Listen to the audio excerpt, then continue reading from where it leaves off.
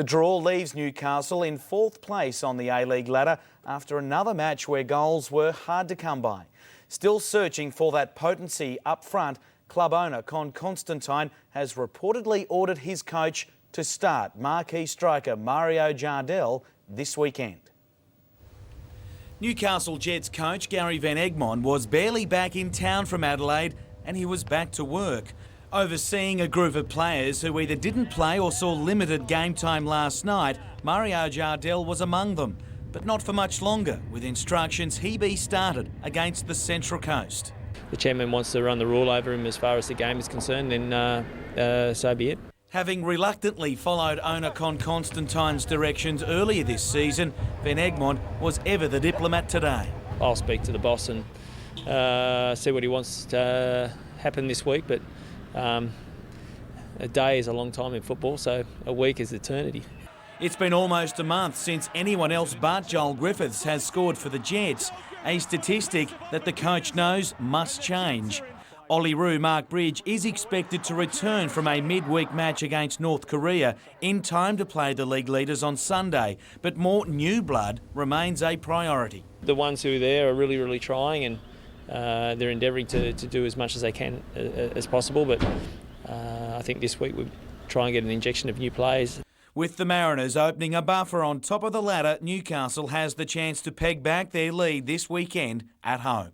They're already struggling to score goals, and it's about to become a whole lot harder for the Jets with striker Mark Bridge ruled out for at least 2 weeks. He injured his ankle late in the Olyroos draw with North Korea. Mark Bridge should have been celebrating with teammates on the plastic Pyongyang pitch, but he hobbled off just seconds earlier in agony. He's on crutches, so we'll have to see what it's like, but that's the initial diagnosis, that it'll take 2 weeks, and it's ligaments. The striker's absence will add further pressure to a side struggling to score, which, by the way, had no trouble doing so at training today. Defensively and from midfield, I think we've been sound. It's just, trying to take a little bit of workload off the boys up front and chip in with some goals ourselves. Despite being named in the Jets squad to host the Mariners in Sunday's A-League local derby, Stuart Mishalik remains in doubt, still recovering from an appendix operation. Marquee Mario Jardel, for now at least, is in the team as well. Is he going to be better served off from the bench? Is he going to get better from playing more games and then being able to last longer because of that? It's a $64 question. It's worth much more than that, with the club still waiting for its investment to be realised. And all the while, super subs like James Holland continue the search for a permanent home. The 19-year-old was back training with the side this week, having made a stunning debut for the Jets last month. He'll now trial in Belgium before deciding if he'll stay in Newcastle. Adam McIlrick, NBN News. Back at home, they had the chance to put things right against bottom side Perth. They would need to improve their return in front of goal, which had seen them score just once in their past 3 outings. With the season nearly 2/3 complete and the playoffs looming, United boss Aurelio Vidmar knew a win was vital. He would have to get by without the services of Nathan Burns and Christian Sarkis, who failed to make the squad following international commitments. Sean Ontong and Tommy Miladovic earned starts, while Des Giraldi made a return up front. Dave Mitchell was banished to the stands after receiving a 1-match suspension from the technical area for kicking a bottle onto the field of play. But there were bigger issues at hand as the Perth boss aimed to lift his side off the foot of the table. Jamie Coyne returned from suspension to line up at right back, while Norm Sekalovsky was promoted to left fullback. Commentary from Simon Hill and Robbie Slater. Now Giraldi, great overhead kick and a good stop too by Tomic. Picked up by Dodd. Left foot shot is well wide by Tommy Miladovic, but well, we saw Jamie Harmwell attempt it. That was much better execution from Des Giraldi. Certainly was. Long throw in, it comes off a Perth player. Great technique from Giraldi and a decent save as well from Tommy Tomic, diving low to his right. Great improvisation from Des Giraldi.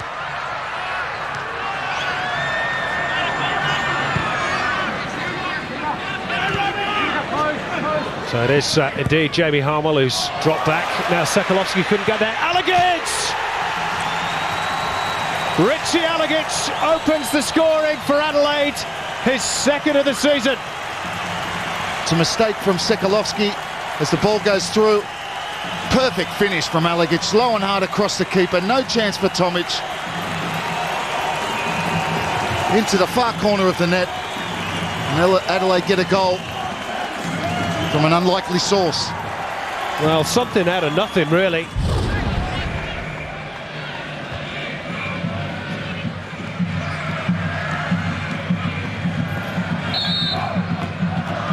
Ontong is penalised. I saw him pull up with that same injury just a few seconds ago. Just wonder if that's maybe a touch of cramp. He's just sitting there.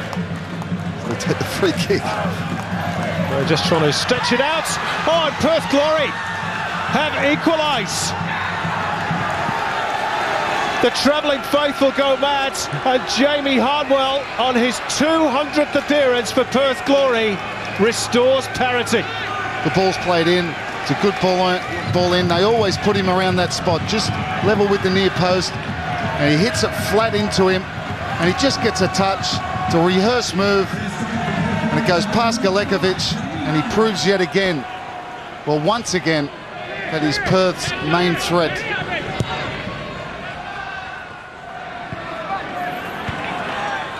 Well, let's quieten the home fans down. This is Giraldi trying to go. Oh! It's an own goal almost by Mark Lee. Desperately trying to get the ball out of harm's way and very nearly restored Adelaide's advantage. Well, I thought it was going in, and so did everybody else. A little ball, he's allowed to turn in space, Giraldi. He's trying to pick out Ontong's run. Mark Lee gets there first. Keeper's out. That's a whisker. And you can tell from Mark Lee's reaction, he didn't know where it was going in the beginning. Oh, and it drifts just wide. Lee. Headed on by Julbic. Gratefully gobbled up by Galekovic, who'll try and set Adelaide going. It's a wonderful kick clear. Giraldi takes it first time, and it's over the top. Credit to Eugene Galekovic, who spotted that opportunity very early. I don't think it was the right option from Des Giraldi. He wanted a foul, actually, but I think it's Mark Lee coming across. Did enough, by the way. It was 3-on-1. How's he given a corner for that? Well, it wasn't. You can see there Des Giraldi would just have towed that in. Mark Lee committed himself. He could have just towed it past him. It would have been one-on-one with the keeper. Time's nearly up. Pantelis' ball in, and the whistle's gone. It won't count. It will not count. Well, Peter O'Leary had long since blown his whistle before the ball was thumped into the back of the net.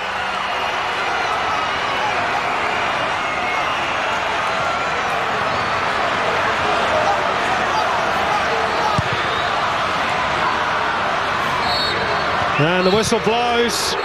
It's frustration, howls of derision, and finger pointing at the referee in particular for the disallowance of that late goal. But Peter O'Leary had clearly blown his whistle before the ball entered the net, and it finishes one apiece at High Marsh. Languishing in 6th place, Melbourne returned to the Telstra Dome in a bid to end its dismal run. The reigning champions had netted 1 goal in their past 4 games and were in danger of losing touch with the top half of the table. A win for Wellington would put them on equal points with their hosts. The victory were boosted by the return of Kevin Muscat after he served out a 1-match suspension. He was the only change to the starting 11 that suffered at the hands of Queensland last round. Matthew Kemp moved to a more central role in midfield while Steve Pantelides shifted to left back. Shane Smeltz returned from international duty to spearhead the Phoenix attack. He was joined in the 11 by fellow All-Whites Tony Lockhead and Tim Brown. Ahmed Elridge returned from suspension to take his place on the right side of a 5-man midfield. Mike Cockrell and Andy Harper were at the Telstra Dome. A real opportunity here now for Melbourne. We did see, of course, in Brisbane last weekend, a lot of these chances squandered. And the early shot catching everyone by surprise. It was Kevin Muscat. Well, he knows the chance that has just sailed by, crafted by some canny play that obviously teed this up with Peter Green. And Glenn Moss, as good as he was last week, was absolutely no hope if that was on target. Felipe, that's overplaying the hand. Muscat inside, Caceres, Hernandez. Moss spread himself well. He's a goalkeeper in form, Glenn Moss. He was sharp to his right, Glenn Moss. He needed to be, as Thompson was a good option as well for Hernandez. Very sharp to his right. His form from last week was no fluke. A good side of goal and a good save from a good keeper. We would have seen that late as well. Moss went through the legs of Carl Dodd. Good jump there from Brown. Muscat's been sprung here. That is a good contest that's brewing. Tim Brown versus Kevin Muscat. No quarter asked nor given. And Muscat just with a little bit of gamesmanship, flicking out the right leg, but it was right under the nose of Peter Green, who'd resisted the temptation to look away. And Tim Brown again illustrating the point that he is making a very good contribution for Wellington Phoenix in recent weeks. He had to bide his time. Muscat and Brown, and Muscat is in trouble. Muscat is off. 2 yellow cards within a minute, and the victory skipper has been sent from the field. I don't know, the haste with which Peter Green ran over to adjudicate there, I'm not sure that wasn't a straight red. I'm not sure if the sponsors will enjoy that either. Well, the clock had barely had a chance to tick over a minute since Peter Green had just adjudicated. It's a straight red, that one, I'm sure. With the speed Peter Green moved in, I think he went straight for the red. Thompson cuts inside, works up the space. Thompson! Danny Allsop! The victory in front. He's broken his drought. And the 10 men of victory take the lead. A beautiful ball over the top. Thompson is alive. He's dangerous. He's the man who's been keeping Melbourne alive. Tony Lockett fell asleep momentarily. The deflection on the first effort from Archie Thompson ended up being a gift for Danny Allsop. And that would have seemed like it took an hour to get to Allsop. But they're up by the goal, Melbourne.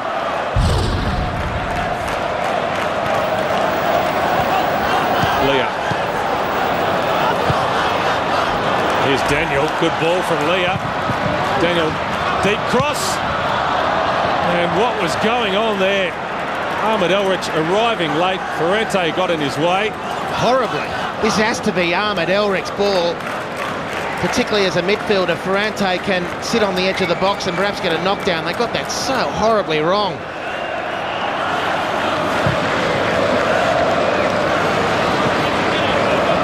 Here's Elrich getting in behind Kemp.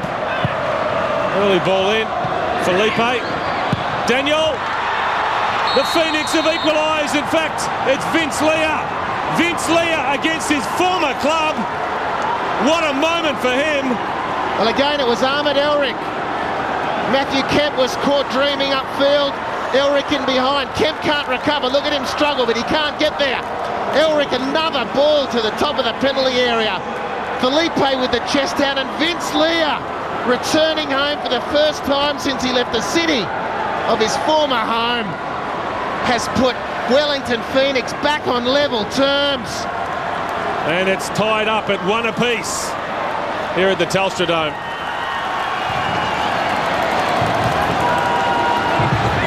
Here's Lockhead. The Phoenix. The upward toss under pressure. And Coveney will make an immediate impact. As is the other substitute, Leandro Love, played in by Broxham.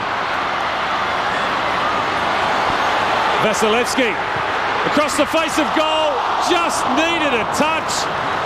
Well, Leandro was late on the far post and Thompson just collapsed. I'm not sure if it was tiredness or what. Beautiful break. It was sprung by Lee Broxham.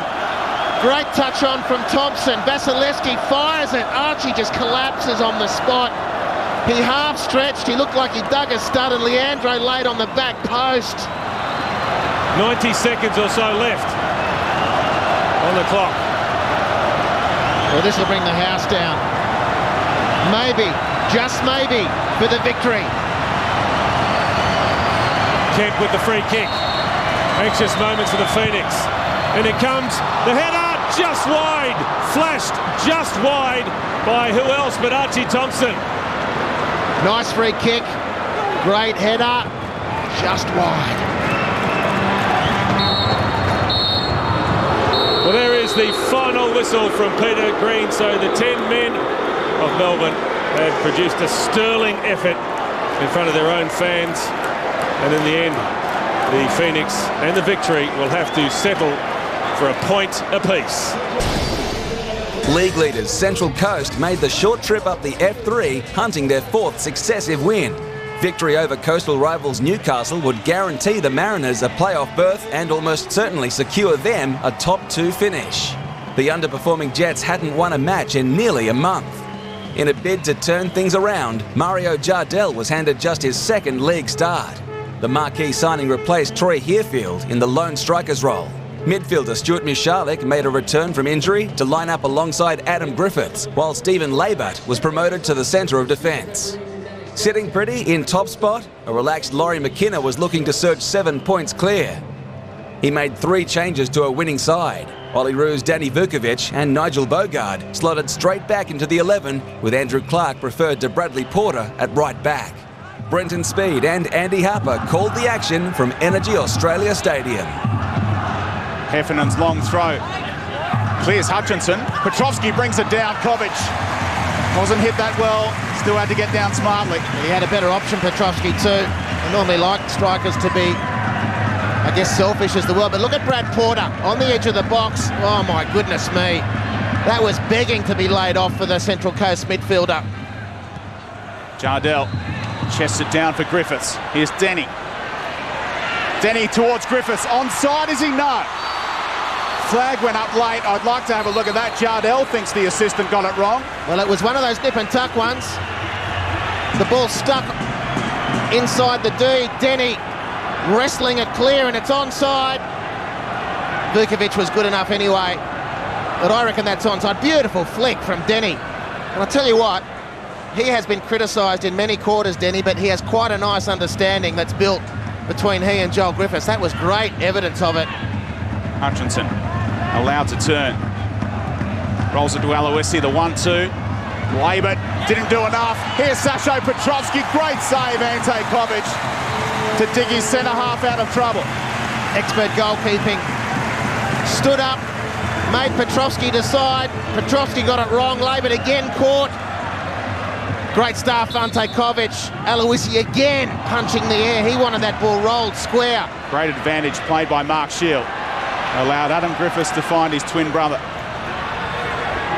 Joel taking on Vidmar. Finds Wheelhouse. A great chance for him to open his A-League account.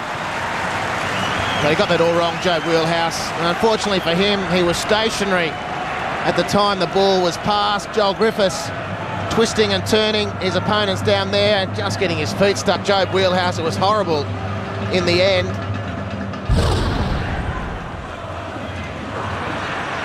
Jardel, the back heel finds Wheelhouse. Wheelhouse, chance to shoot. Confident take from Danny Vukovic. Again, Jardel making a nuisance of himself. Beautiful flick. And Joe Wheelhouse, some of the more positive work we've seen from him in a while. But very comfortable for Vukovic, but a good sign for Newcastle. Here's Hoffman. Hoffman still. Hoffman hits the post. Denny couldn't keep it down. Well, the man who came on to replace Jardel nearly scored within a couple of minutes. And mainly by perseverance, Jay Hoffman, against the packed hill behind the southern goal. He got rid of one World Cup veteran. He got rid of a Coast veteran. He couldn't get past the post. And Denny's never going to score. Take it from me. If he's going to miss that, he'll miss anything. The fact is 5'4" had nothing to do with it. Dear, oh dear, oh dear. The competition's most consistent performer, Queensland, entered Sydney Football Stadium looking to equal a club record 8 games without defeat. It would be an accolade of the highest order against a Sydney outfit unbeaten under new boss John Kosmina. Fresh from guiding Australia to the 2008 Beijing Olympics, Mark Milligan was rushed into the starting lineup. He replaced the suspended Tony Popovich in the heart of defence. Juninho's persistent shoulder complaint allowed Steve Corica a start, while Ruben Zadkovic was promoted to the right side of midfield. Queensland starlet Michael Zulo was the only change to the Raw 11 that beat Melbourne last round. He resumed his place on the left flank with Marcinho dropping to the bench. Craig Moore passed a fitness test on a troublesome ankle to anchor the defence, with Andrew Packer at left fullback. Commentary at Sydney Football Stadium from Mike Cockrell and Paul Trimboli. Mackay slips away from Zadkovic, retrieves it with Corica fancying himself to get that ball, but he's a player who never gives up the lost cause. Matt Mackay. And Sydney have nicked it. Bridges is offside. The run through from Zadkovic. Zadkovic on goal. What a start that would have been. Yeah, wonderful movement from Sydney. Turned over in the middle of the park by Madoka, and Bross did well. He kept his head. He knew that Bridges had run offside. He played it into Zadkovic. His first touch set him up for the strike on goal. Then he dragged it across when an open goal was inviting. And the header off the crossbar. And Queensland living dangerously. The third corner for Sydney, the outswinging ball from Corica. Mark Rudin got a lovely angle on it and some good contact. Reddy was beaten.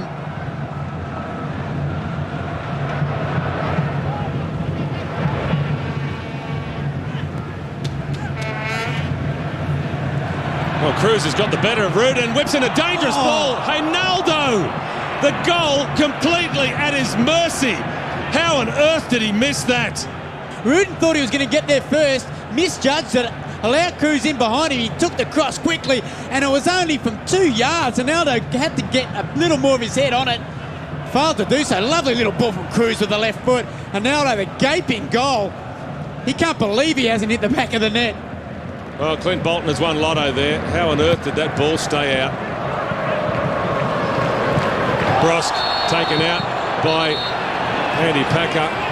And then he copped the ball in the follow-through from Craig Moore. No disputing that decision. It was a poor challenge from Packer.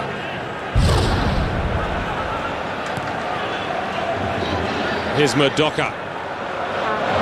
Cruz in behind. Danger here for Sydney. The cutback. Hinaldo!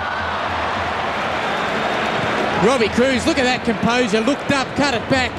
And the first touch from Hinaldo really cost him in the end. Milligan. Breaks here for Brosk. Feeds it through for Corica. Chance here for Bridges. Just couldn't get it out from under his feet, Michael Bridges. As we see here, look at that subtle touch, Steve Corica, and just couldn't get his feet right, Michael Bridges, to get the shot in, but lovely vision and awareness by Corica. Juninho. Brosk checking his run. What a ball from Juninho. And Packer has taken out. He's going to be in trouble Alex here. Brosk. And Andy Packer takes the long, lonely walk to the dressing room. A red card for the Queensland defender. Juninho sliding the ball through. Whether Brosk would have got it, unsure. Packer dragging him back. Andy Packer, 2 yellows equals a red. And now Queensland have to defend this free kick. Tele and Juninho assessing the possibilities. It's going to be Tele. Straight run up, 2 steps, and then it was dipping and bending. Liam Reddy totally outmanoeuvred. He was stepping to his right. The ball was swinging to the left. Well, there is the final whistle from Matthew Breeze, so perhaps a point gained for Queensland and an opportunity lost for Sydney FC, but in the end a draw, probably the right result. The final score at the SFS, Sydney FC 0, Queensland Raw 0. Frustrated Newcastle Jets coach Gary Van Egmond hasn't backed away from comments made overnight levelled at sections of his club's administration. After drawing 0-0 with the Central Coast, he publicly questioned if the right steps were being made to provide the team with adequate talent. By and large, Gary Van Egmond has held his tongue this season on a range of issues, including being forced to start controversial signing Mario Jardel. But after a scoreless draw overnight, which only further highlighted a lack of striker talent, he lashed out with club officials in the line of fire. It's just very frustrating because you want to do that much more, and you know that it can be more done, but your hands are tied. With only days left in the November transfer window, he questioned whether enough had been done to chase the talent required. We've had an opportunity this whole month of bringing someone else in. It hasn't happened for whatever reason, and for my feeling, that's not good enough. Goals are what matter to Mario Jardel, and despite showing touches of class last night, he remains without any this season. Mariners midfielder John Hutchison wasn't happy with the Brazilian after this exchange, with suggestions of an eye gouge. However, upon review, the FFA indicated they won't be taking the matter further. Substituting for Jardel, Jason Hoffman came the closest to breaking the deadlock, while Denny's follow-up header missed altogether. 0-0 and withdrawals all round in the A-League, Newcastle remains in 4th place with a run of 3 games away from home. Meanwhile, talks between unwanted import Jorge Dravandi and a club in Portugal have broken down. He remains in Newcastle on the injury list.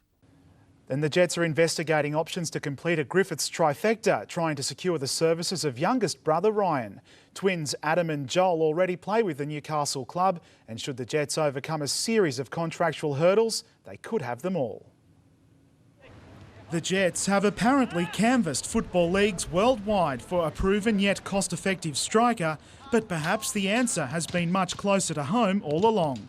Maybe it was the weather that kept Ryan Griffiths away this afternoon. He was due to train after being linked with the club yet again. He was here at Newcastle United prior to the A-League, and I know him very, very well, and he's a quality player, and he'd be a real bonus if we could snare someone like him.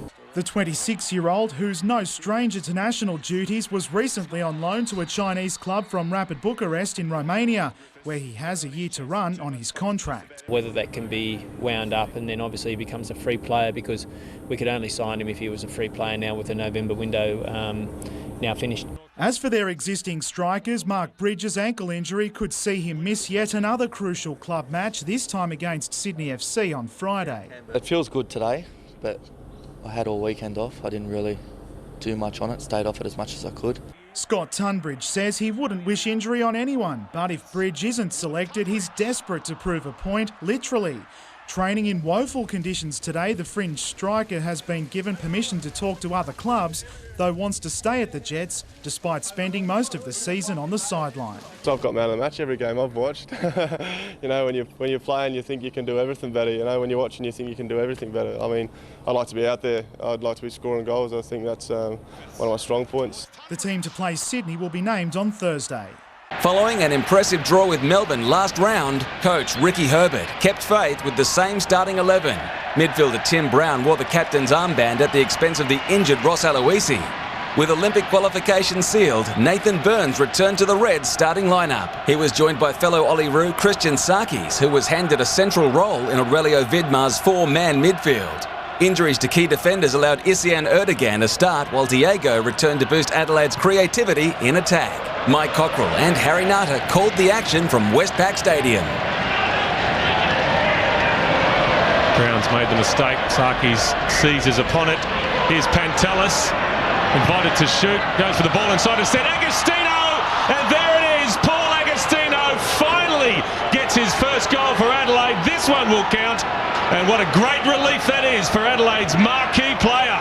You know, just going to say, you know, the 4-1 defeat of the Phoenix in round 10, it was in midfield where the Phoenix turned over the ball, and Adelaide with their pace out wide with Pantelis and Dodd were able to capitalise, and this time it was Lucas Pantelis with a pinpoint cross, and Agostino, renowned for his aerial ability and placement on that occasion, was able to beat Moss down to his left-hand side. Some fairly ordinary marking from Wellington, and they've paid the price.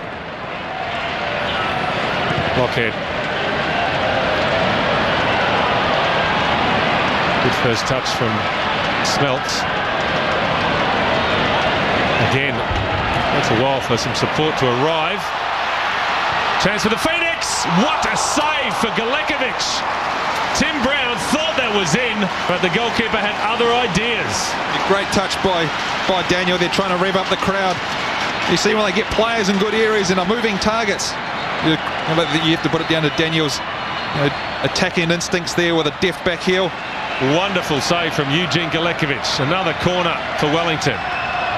They'll try to turn the screws here, the Phoenix. In it comes from Felipe. Surely it's in. The far post. Daniel. It won't count.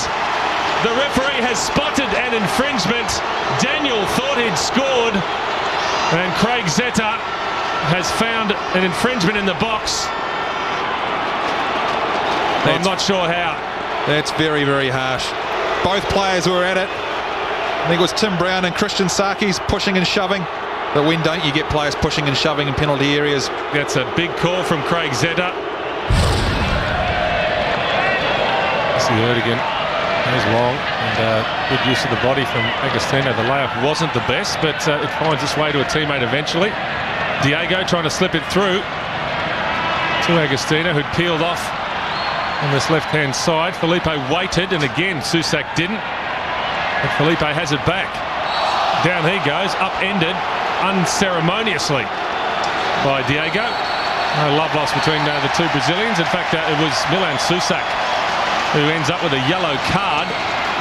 Yeah, a big disappointment he didn't get the free kick from the original shove by Felipe. Well, it was Diego with the challenge, but it was back chat from Susak, which earns him the first yellow card of the match. Wellington will be very, very disappointed if they don't get something out of this match. Their performance, you would suggest, has warranted something. But Adelaide are hanging on. Here's Elrich. Felipe. Down he goes. It was inside the area. No penalty. And Adelaide get the ensuing free kick, and Craig Zeta once again earns the wrath of these Phoenix fans. Yeah, he's going to have an influence on this game, isn't he, Craig Zeta? It's a clear trip, Dead set there. Penalty.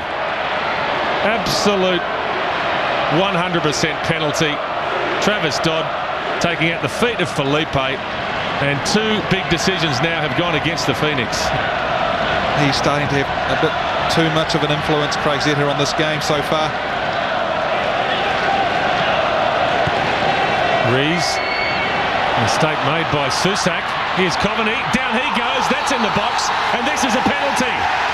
This time, the referee rules in favour of Wellington. And what a substitution from Ricky Herbert. It's paid off. And Milan Susak, a second yellow, equals a red. And Adelaide down a man and facing a penalty. Well, for an old guy, 36 years of age, Vaughan Coveney, he's still got some legs. He knows where the goal is. He's very, very dangerous inside the 18-yard box on any occasion. It's going to be Daniel to shoulder the burden of responsibility for Wellington. Spot on from Daniel. Wellington back on level terms, and the game is alive. Decisive penalty from Daniel on that occasion. Right in the top corner. You couldn't get much higher than that. Any higher would have been over the top. But they've had the momentum, the Phoenix, the last 30 or 40 minutes. Their persistence has paid off with a foul in the box from Susak regarding a red card. And Daniel being able to dispatch the penalty. 20 minutes left on the clock, and it's the pendulum in favour of Wellington Phoenix without a shadow of doubt now. They've worked for that equaliser, they've got it, and they want more. Ahmed Elrich. It's 5 against 3 for a second. Elrich. And is that another penalty? Well, no real claims made by Vaughan Coveney.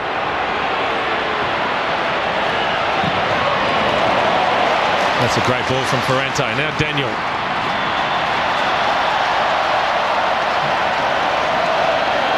And the party tricks coming out now from these Brazilians.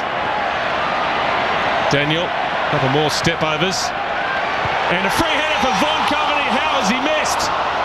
He normally gobbles up those sort of opportunities. And Vaughan Coveney could so easily have put Wellington in front. With dancing feet by Felipe and Daniel on the left-hand side. He usually gobbles those chances up, Vaughan Coveney. Perhaps that's evidence of being in and out of the side over the last 4 or 5 weeks. Yeah, certainly had an impact this season as coach of Wellington Phoenix, Ricky Herbert. Putting a lot more pride into the A-League franchise. Here's a chance for Pantelis. It's the sucker punch. And Adelaide United take the lead for the second time in this game. A lapse in concentration for Wellington. And Lucas Pantelis has exacted a heavy price. And this is the price you pay for lapses in concentration. You can't go to sleep at the back with Pantelis and Dodd. Nathan Burns. Great running off the ball from Pantelis. Dodd unable to get back and stop him this time. But these players have been non-existent in the second 45. And all of a sudden you pop up, they get one chance and they make it count. It's been all Wellington in this second half, but once again they have to climb the mountain. They do make it hard for themselves. It's Daniel in a hurry, not surprisingly. He goes deep, the header off the line. It was Milanovic with the goal line clearance for Adelaide United. Here's Dodd. And all of a sudden the ball breaks for Adelaide United, but there is the final whistle. No miracle for the Phoenix. An undermanned Adelaide United cross the Tasman, and they're going to go home with all 3 points.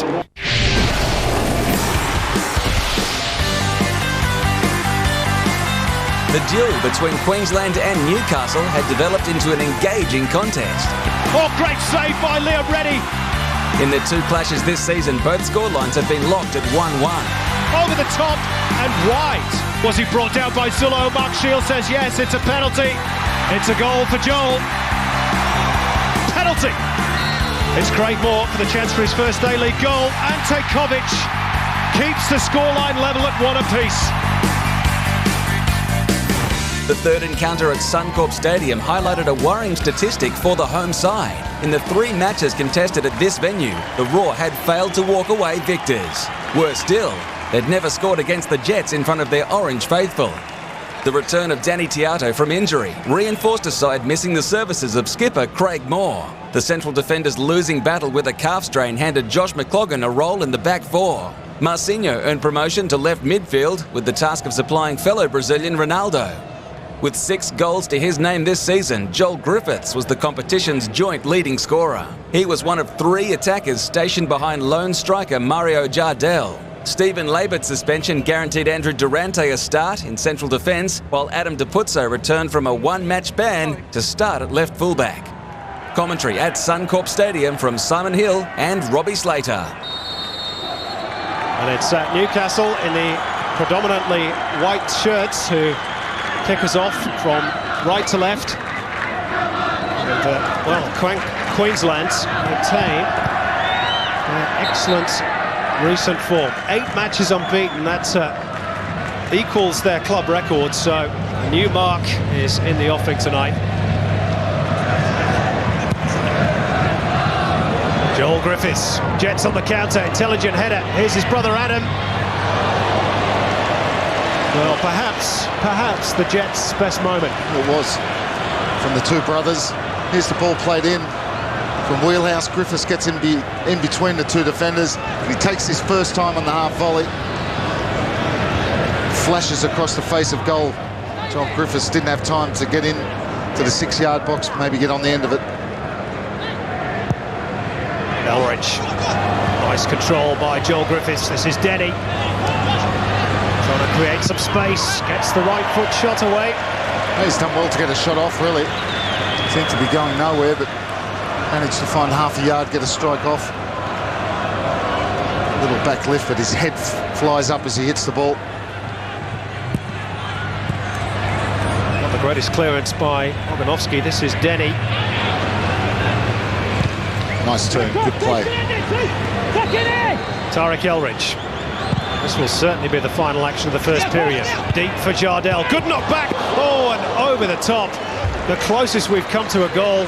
Adam Griffiths at full stretch. He should do better. Must at least hit the target right on the stroke at half-time. Perfect ball back across. There he goes, finds himself in space. They lost him. Oh, and Adam Griffiths has to score from there. Must score. Incidentally, we've had confirmation from the Newcastle bench that the switch to take off Mario Jardel was indeed tactical. Now, was Oganovsky dragged down there? He claims yes. Adam Griffiths says no. There's a bit of a contretemps in midfield. Here's the ball into the box. Comes in. It's difficult to tell how much was in that. Doesn't look a lot in it. No.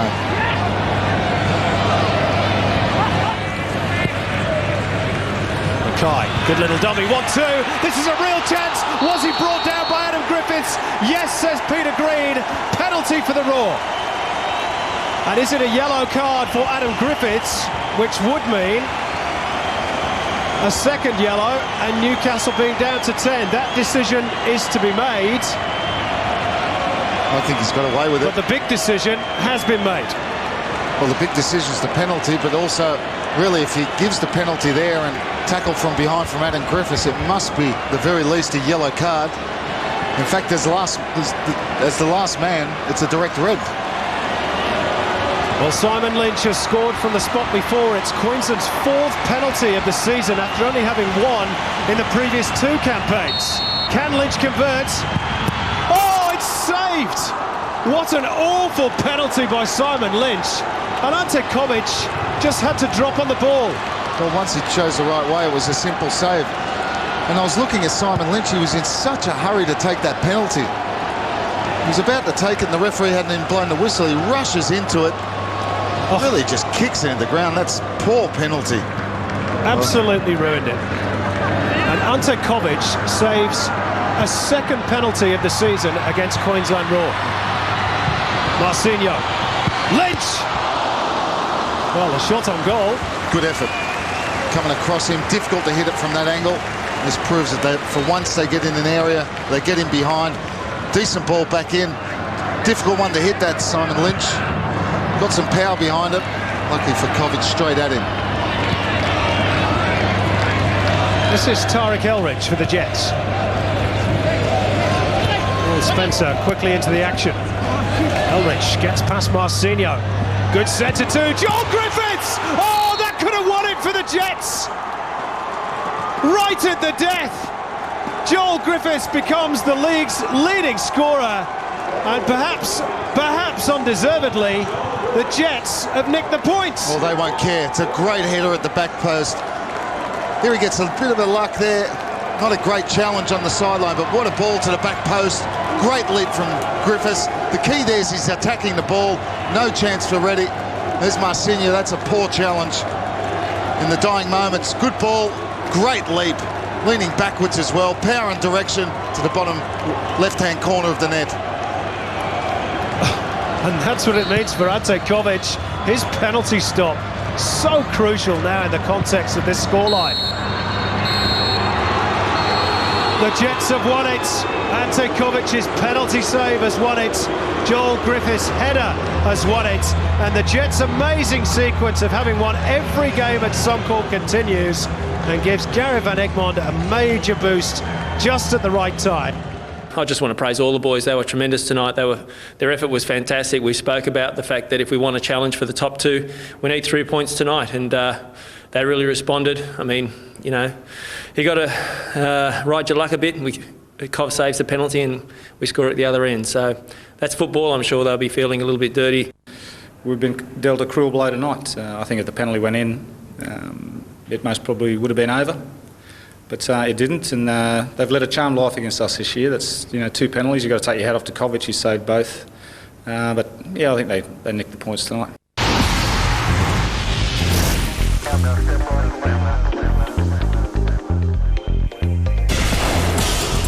The highly anticipated matchup between league leaders Central Coast and Sydney FC was postponed after torrential rain made the Blue Tongue Stadium surface unplayable.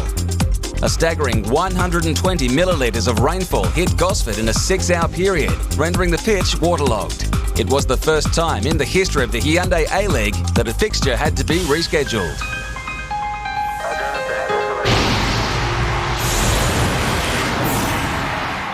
Our final game saw Melbourne head west, desperate to overturn a 5-game winless streak. Sitting in 6th place and 2 wins away from the top 4, the reigning champions' playoff credentials were in tatters. Anything but 3 points against an improved Glory could well define their season. Stan Lazaridis was eligible to play for Perth after seeing out a 12-month ban for a positive drugs test. However, the former Socceroo would continue to play the waiting game after he failed a fitness test. Dave Mitchell welcomed back a trio of Ollie Roos to his lineup. Tando Valapi returned to goal. Nikolai Topor-Stanley resumed the left fullback role, and Nikita Rukavica started up front. New Zealand international Leo Bertos was promoted to the left side of midfield. Victory midfielder Adrian Caceres was out to haunt his former club. He started on the left side of Ernie Merrick's four-man midfield. Kevin Muscat's suspension gave Lee Broxham the opportunity to shine in the middle of the park, while Joe Keenan was handed a more attacking role after serving a 3-match ban. Your match callers at Members Equity Stadium were Brenton Speed and Andy Harper. Loves bombing down the right-hand flank. Jimmy Downey taking on Matthew Kemp. And winning the ball back off Brebner. They can come again, the glory. Through Burtos now. It's got Harmwell in the middle. Topor Stanley's arriving. Topor Stanley, great strike. Rukavica and Topor Stanley couldn't bundle it in. Credit the save from Michael Theoklitos.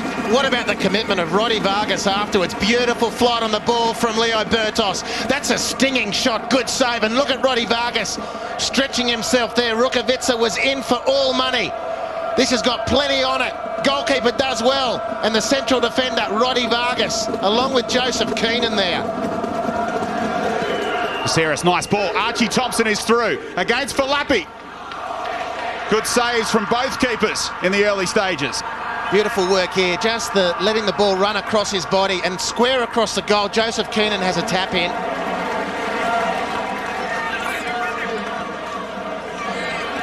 Vasilevsky caught in possession. 3-on-1 chance. Rukavica's got Harnwell. Should go his own Nikita Rukavica. He did. And shot straight at Theoklitos. Well, Nikita Rukavica, this is a very, very poor finish. Sensational work in the lead-up from Simon Colosimo. And Theoklitos just out-nerved Rukavica, who really needed to hit the top of the net. Julbic's header. Nicely played by Robinson to release Downey. Rukavica peeled away. Allowed Downey to run into space. Hardwell again. Hardwell did just enough to get past Theoklitos. He scores in front of the shed. And it's Jimmy Downey who's done to Melbourne what Ahmed Elric did for Wellington last weekend. Matthew Kemp caught upfield, the change in possession. Left the space at left fullback for Jimmy Downey to exploit. Turning onto his left foot, he clips a very nicely floated ball in.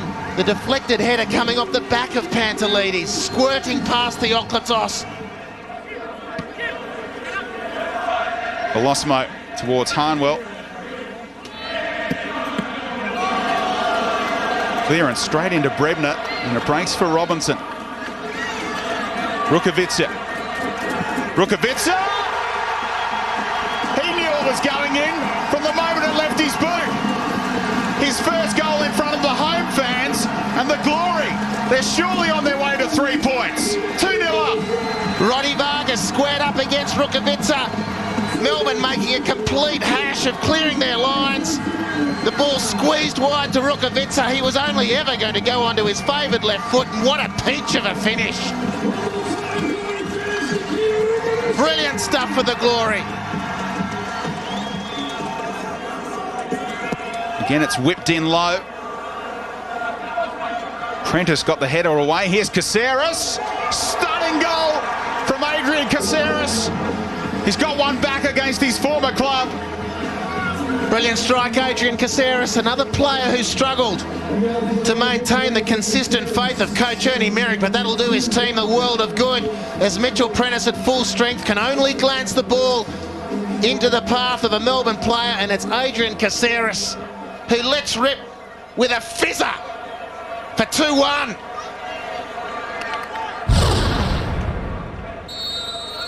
So the Victory get the second half underway, attacking the goal to the left of screen. And they really wanted 3 points tonight, so they need 2 goals if they want to go away with a victory. Colosimo asked Carpe to chase. He did well, Jerry Carpe. Here's Rukavica! What about that for a start to the second half? The substitute makes a mark, and Rukavica has a double. Is 3-1 enough to hold on now? And it's the right foot of Nikita Rukavica, who's normally only uses it for getting on the local bus, has just put a knife through the heart of Melbourne Victory. Beautiful touch with the left, and what about that with the right foot? Nikita Rukavica, 3-1 Perth. Oh, yeah, baby. What about Jerry Carpe? Wonderful ball. He had two defenders. He had to thread it through the eye of a needle to give his fellow striker a chance, and then Rukavica made the most of it. 4 goals now in his A-League career. Hold a spot in the Ollie Roos squad for Beijing, Graham Arnold. Rukavica's throwing up his hand. Listen to that reaction. They're off the bottom of the ladder for the first time since round 4, and for the first time in more than a year, the long-suffering Perth fans finally feel the glory of a home win as they beat Melbourne for the first time in more than 2 years. His first appointment as permanent boss was a testing away trip to Wellington. Both sides were slim contenders for the finals and out to avoid the humiliation of finishing at the foot of the competition table. The Phoenix had the wood on their Western rivals, having beaten them in the previous 2 meetings. Coach Ricky Herbert made one change to the side that narrowly lost to Adelaide last round. Veteran striker Vaughan Kovney was promoted in attack with Brazilian playmaker Daniel dropped to the bench. There was no shortage of confidence in the glory ranks after comfortably seeing off Melbourne last round. The match marked the league debut of former Socceroo Hayden Fox after a long-running battle with a foot injury. Simon Colosimo was ruled out with a hamstring injury, allowing David Masevski a start in central midfield. Fred de Jong and Harry Nata called the action from Westpac Stadium. Felipe loses out and gets back and does his own defending.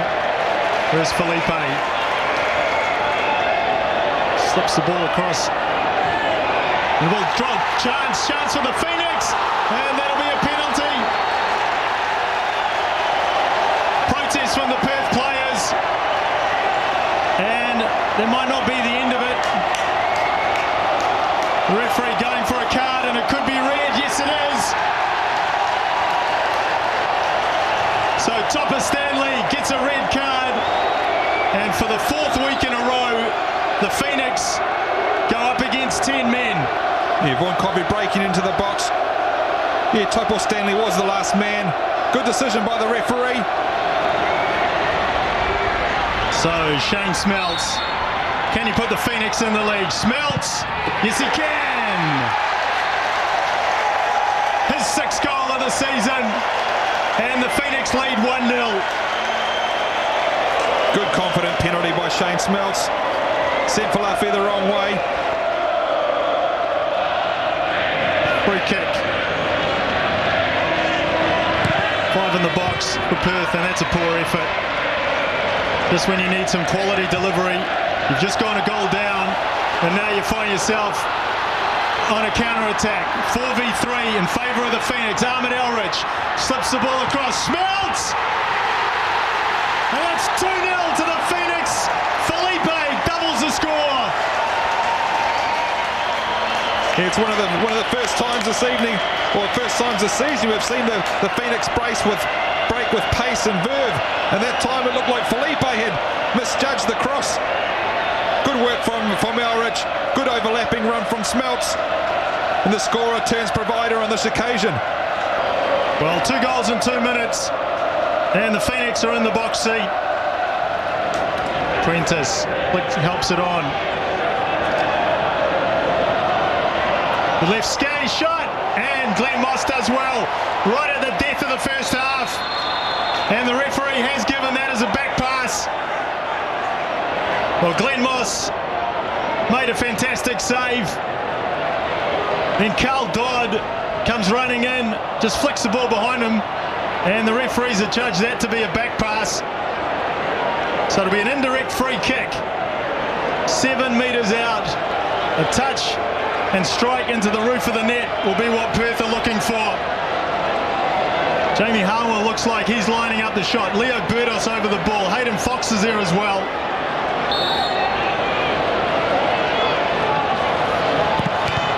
And it's off the bar. The referee blows half-time. How close was that? Elrich delivers. The ball's in the back of the net. But the flag's up on the far side. It won't count. Obstruction against the keeper, I think it is. And good delivery again from Elrich. Oh, contentious there. I think it was Stephen Old. Good work from Leah. Good ball to Schmelz. Schmelz! And Shane Schmelz puts the Phoenix 3 up. That should be the game. And that should be 3 points to the Phoenix. A great piece of skill from Vince Leah. Outside of the foot, pinpoint cross. And you wouldn't want any other man in the box getting on the end of that than Shane Schmelz. Second goal for the night, 7th in the competition. What a fantastic header. So a fantastic season for the Phoenix striker. And he's been pretty handy for the national side as well in the goal scoring stakes. Shane Schmelz.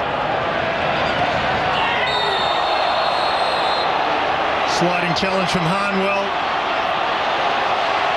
And it's a straight red card for Harnwell.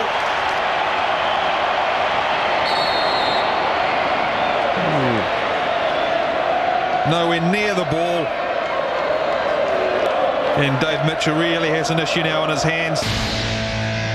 In a classic 6-pointer, Sydney hosted 4th place Newcastle, knowing victory would move them within a point of a final spot.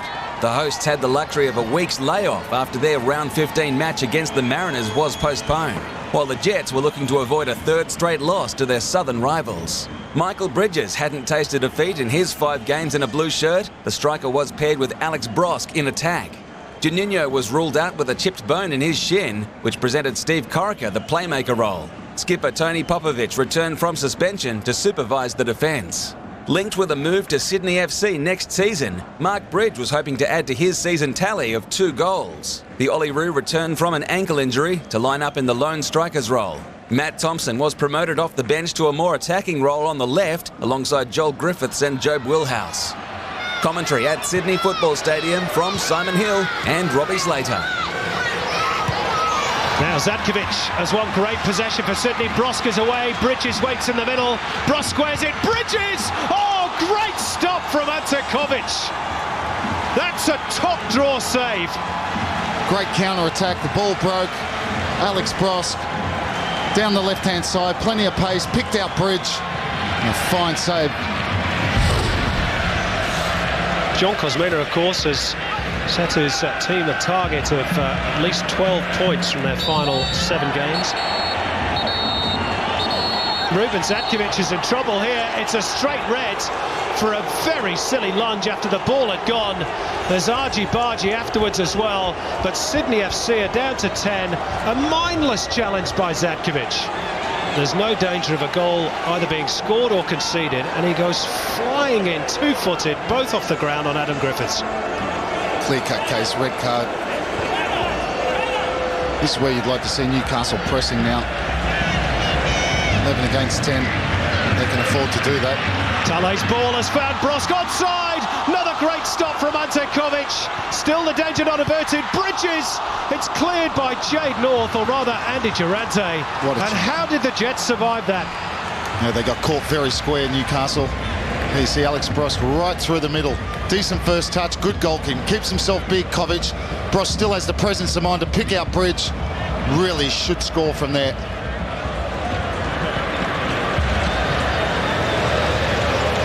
This is Bridge. Newcastle.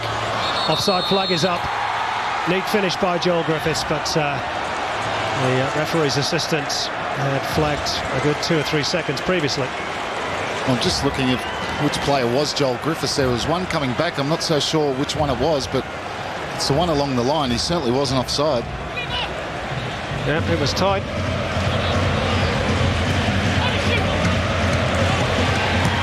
Well, that's a thumping drive by Spencer. Fumbled. Oh, and put wide by Jardel. He was offside in any case. But I'll tell you what, wouldn't that have done his confidence some good if it had put that ball in the back of the net? Great strike coming across his body, Noel Spencer. Good save as well from Bolton. Really, I know it's offside, but oh yeah, Jardel should have buried that. I'm not even sure it was offside again, you know. It's a very tight decision. Anyway, it matters not. Bellingham finds 5.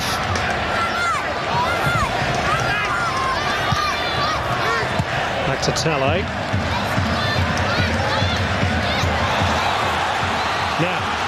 Perhaps a real chance for Sydney to win it at the death. Terry McFlynn, Corica!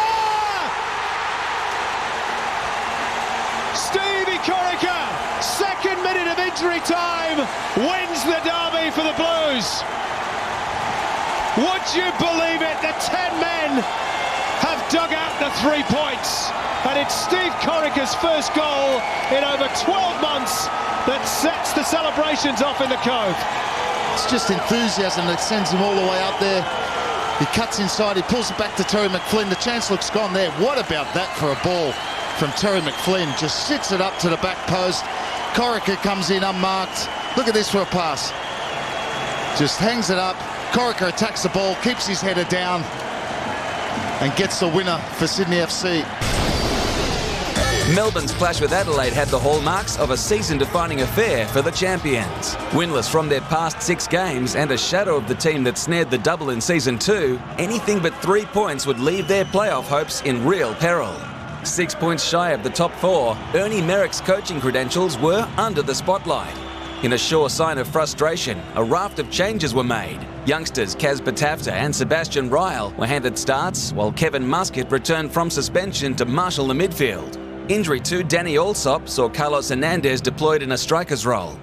Back at the scene of Adelaide's heaviest ever defeat, Aurelio Vidmar was out to shore up his finals prospects. Suspensions forced him to change a winning side, with Robert Cornthwaite and Cassio returning to a back 4. Des Giraldi joined Paul Agostino up front, with Travis Dodd reverting to right midfield. Your commentary team at the Telstra Dome were Mike Cockrell and Ange Postecoglou. Sarah's had to stay on side. And Hernandez, there was a good diagonal run from Thompson. He was the target. They scrambled well, Adelaide, and now they move forward through Pantelis. He'll get there first. Whips it, a dangerous ball. Half chance here. Off the post, Agostino. No flag. The goal will count. Melbourne appealing for offside for the second game in a row. Paul Agostino has got his name on the score sheet. It's good work here by Pantelis. Super ball across. Now watch Agostino. When that ball was hit, it was line ball with Kevin Muscat, but he was just allowed to tap it in.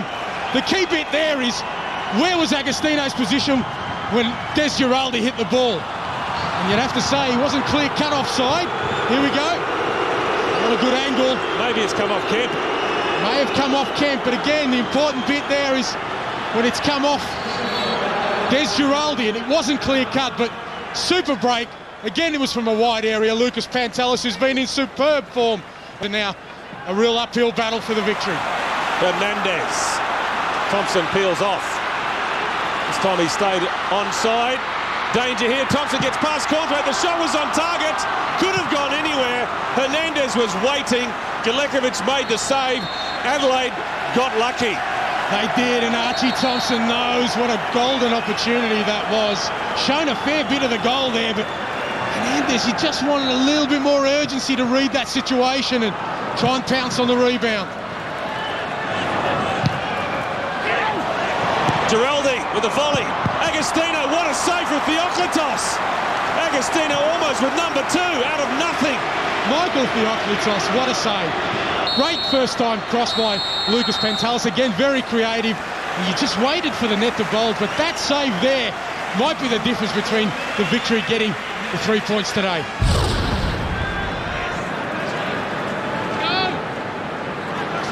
It's the Brazilian with the set piece. Sully's header. Cornthwaite off the bar and helped in again. It's Paul Agostino. A double for Adelaide's marquee player. And this is what Predators relish on. Good header, it's bobbling about, come off the crossbar. First person to react is the centre forward. He's made his career out of scoring goals. Both today have come off rebounds off the post, no more than a yard out. But I tell you what, that's why Aurelio Vidmar wanted him at this football club. That's what the victory have lacked. Eugene Galekovic, an ex-Melbourne Victory player, rejoices. That's a penalty, gee whiz. Didn't seem to be a lot in it. Milanovic astonished, but there's no doubt in the mind of referee Peter Green. Archie Thompson again, wriggling free, gets a touch. It is Milanovic with a tackle. You'd have to say he missed the ball. He missed the ball. He's got it right. Kevin Muscat with the burden. He doesn't miss from here.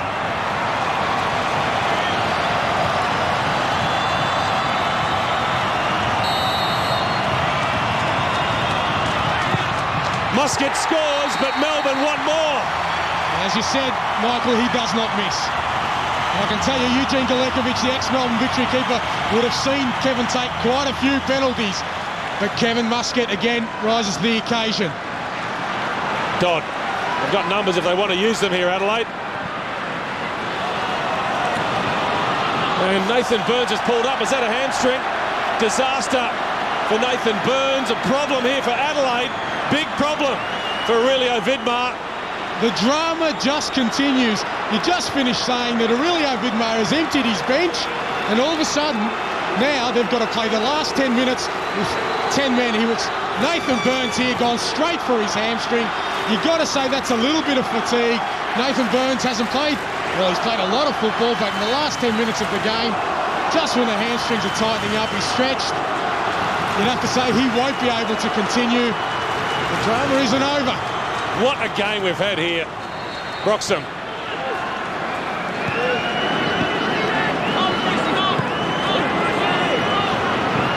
Jate slides in. I guess you could say that's a striker's tackle. It is. Didn't need the tackle there. Did the hard work, just needed to hold. Here we go.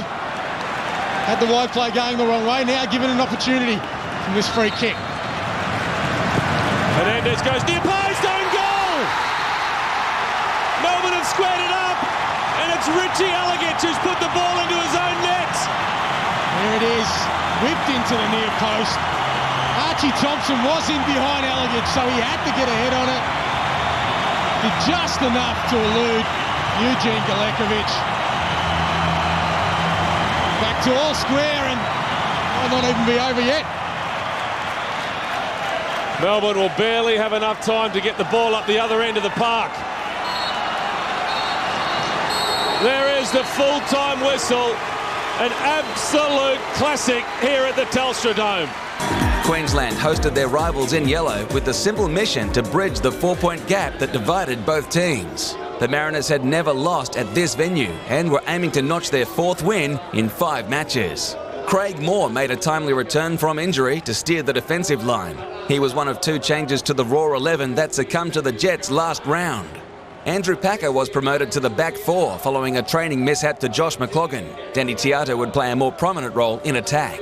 John Aloisi would play a pivotal role following suspensions to John Hutchinson and Sasho Petrovski. It was a case of the master and the apprentice as the Socceroo partnered Matt Simon up front.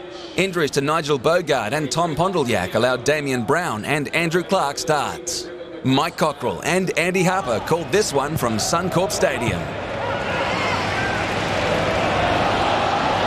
Andrew Clark straight onto Reinaldo. Now Simon, well, he looked across to see if the flag was up. It wasn't. Maybe it was a fatal hesitation. Clark goes to ground. Free kick, Central Coast.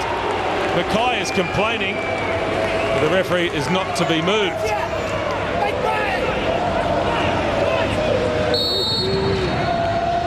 It's going to be Owens. Off the post from Greg Owens. Reddy was scrambling. He wouldn't have got there. He's certainly capable of a very spectacular goal. It was an almost lethargic approach to the ball, but there was plenty on the shot. Reddy was beaten at the post to Queensland's aid there, and Greg Owens, a good start. He's had some nice touches already. Well, he telegraphed that past Craig Moore. And Heffernan read the signal, and now he's opened up the room for Matt Simon. It's Simon in on goal, across the face of goal! And the goal poacher extraordinaire, John Aloisi, opens the scoring. The Mariners take the lead. Aloisi with a nice arc run, but the ball that counted was the one from Heffernan. And that wasn't bad either from Matt Simon. And if you could have anyone else in the 6-yard box for a tap-in, I defy you to say you'd rather have someone than John Aloisi. Bogdanovski drives it diagonally. Robbie Cruz has taken up a wide position. He advances on Heffernan, gets a near post delivery. Own goal. They get lucky, Queensland, but it doesn't matter. They're back on level terms. Bogdanovski launching that diagonal ball to Robbie Cruz, and credit to him.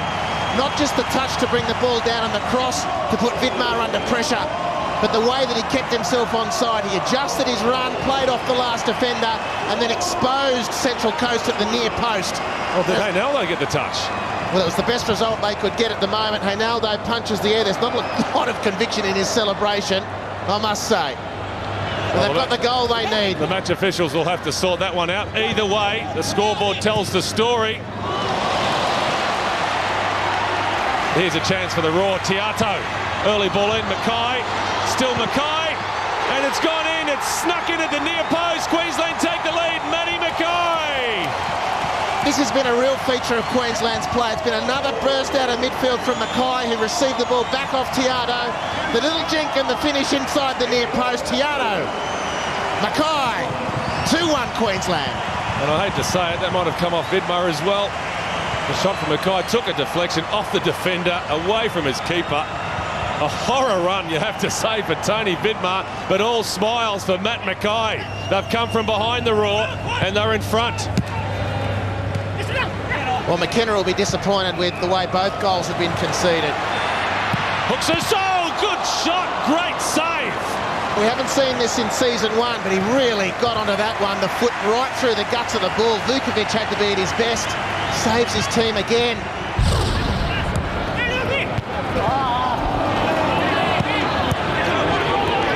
Cruz made the mistake and Vidmar returned the favour with interest.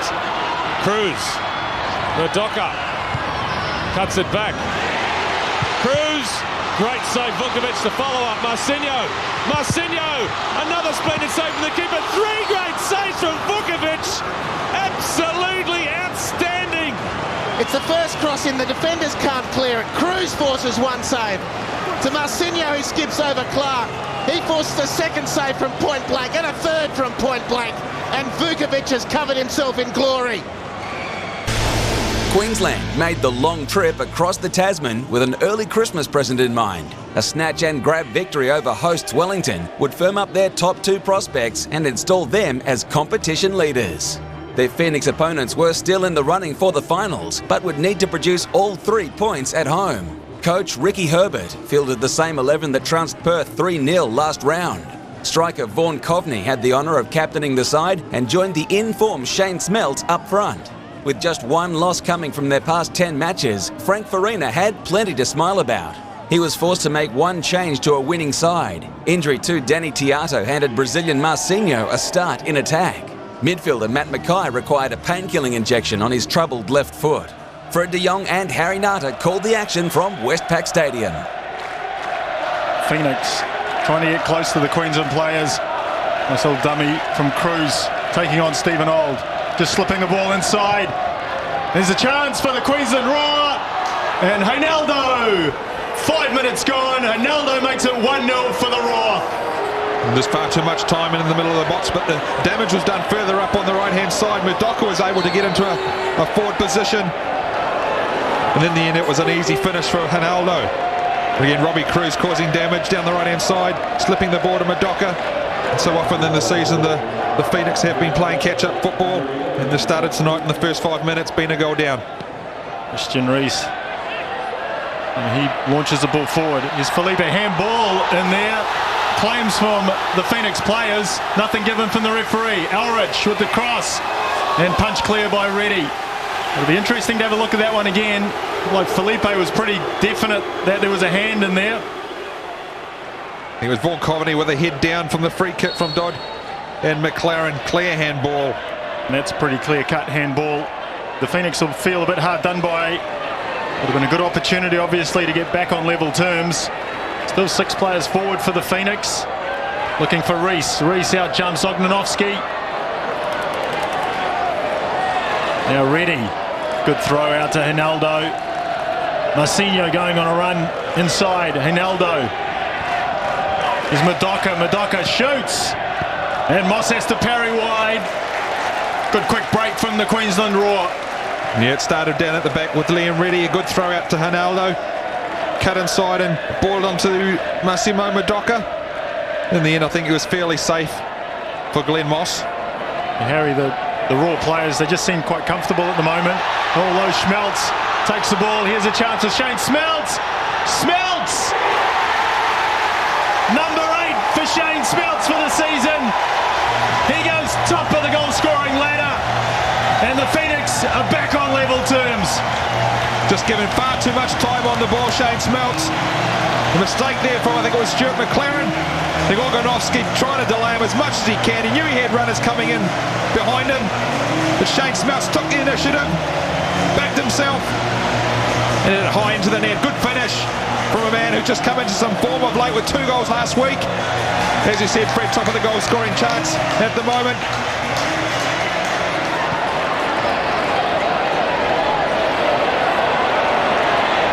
Felipe kicks inside. Felipe drops the ball in. Here's Leah. Leah squares it. Smelts. Desperate tackle at the end there. Denies Shane Smelts his second of the evening. But again, great build-up play from the Phoenix. Instigated by Felipe. Now Christian Reese, his turn to hit the deck. And a good siding pass through. Here's Vaughan Coveney. Coveney! Good run from Vaughan Coveney. Just couldn't get enough power on the shot. Yeah, it was a great pass too by Shane Smelts that put him in. And the Ian Craigmore got back enough time to just put Vaughan Coveney off, really on his weaker side. And his first touch, wasn't it? It took it to the left. If he'd gone right in Queensland. Desperate to hold on for a point here. And Aldo's dropped way back into the defence. Coveney in behind. Coveney! All eyes go to Ben Williams. He looked for a moment, did the referee, but he wasn't going to point to the spot. Well, he's picked up penalties in the last 2 matches. Almost picked up 3 in a row. With 1 win from their past 6 starts, Adelaide were in danger of slipping into the bottom half of the table. A showdown with the league's pacesetters would provide some clues to their top 4 credentials. 3 goals in 2 matches suggested Agostino had found his scoring touch. The United skipper spearheaded the attacking line in company with Travis Dodd and Lucas Pantelis. Christian Sarkis and Jonas Sally earned promotion to the midfield, with Isian Erdogan installed in defence. No stranger to Adelaide fans, Greg Owens was looking to continue his good record at Hindmarsh, having scored 3 for the Reds here last season. He lined up on the right side of a 4-man midfield that marked the return of John Hutchinson and Tom Pondylyak. Sasho Petrovski made his way back from suspension to join Aloisi in attack. Commentary at Hindmarsh Stadium from Simon Hill and Robbie Slater. Aloisi and Petrovski aren't going to worry you with their pace. But if you sit back on your 18-yard box, that's when they will cause you damage. Well, that slip could cause them damage. Aloisi! It has caused them damage! John Aloisi, on the return to the city of his birth, puts the league leaders in front. The Adelaide defenders, ball watching. They lose the ball here. Cassio, you don't do that in that final third of the field. It's a great ball in from Clark, but Adelaide defenders just looking towards the ball, not sensing the danger of Aloisi in behind them. It's Cornthwaite there, it's too late. Milatovic was square onto the ball, and you couldn't say it wasn't coming. Well, Adelaide's favourite son, or at least one of them, returns to haunt the city of his birth. There's Cassio. At least is attempting to get forwards a lot more. It's not a bad cross either. Dodd knocks it down. Alagic pulled it wide. Good chance. Good work from Cassio. It didn't look like he had any space at all to get across, and he did to the back post. Travis Dodd knew where Alagic was. He had to take a quick little back lift on the shot, and he pulls it wide. Adelaide's best chance. Wilkinson pokes it through. Nobody's gone with Aloisi. Greg Owens waits in the middle. Aloisi went for goal. Wrong option. Well, that's not good play. You won't want to see that again, John Aloisi.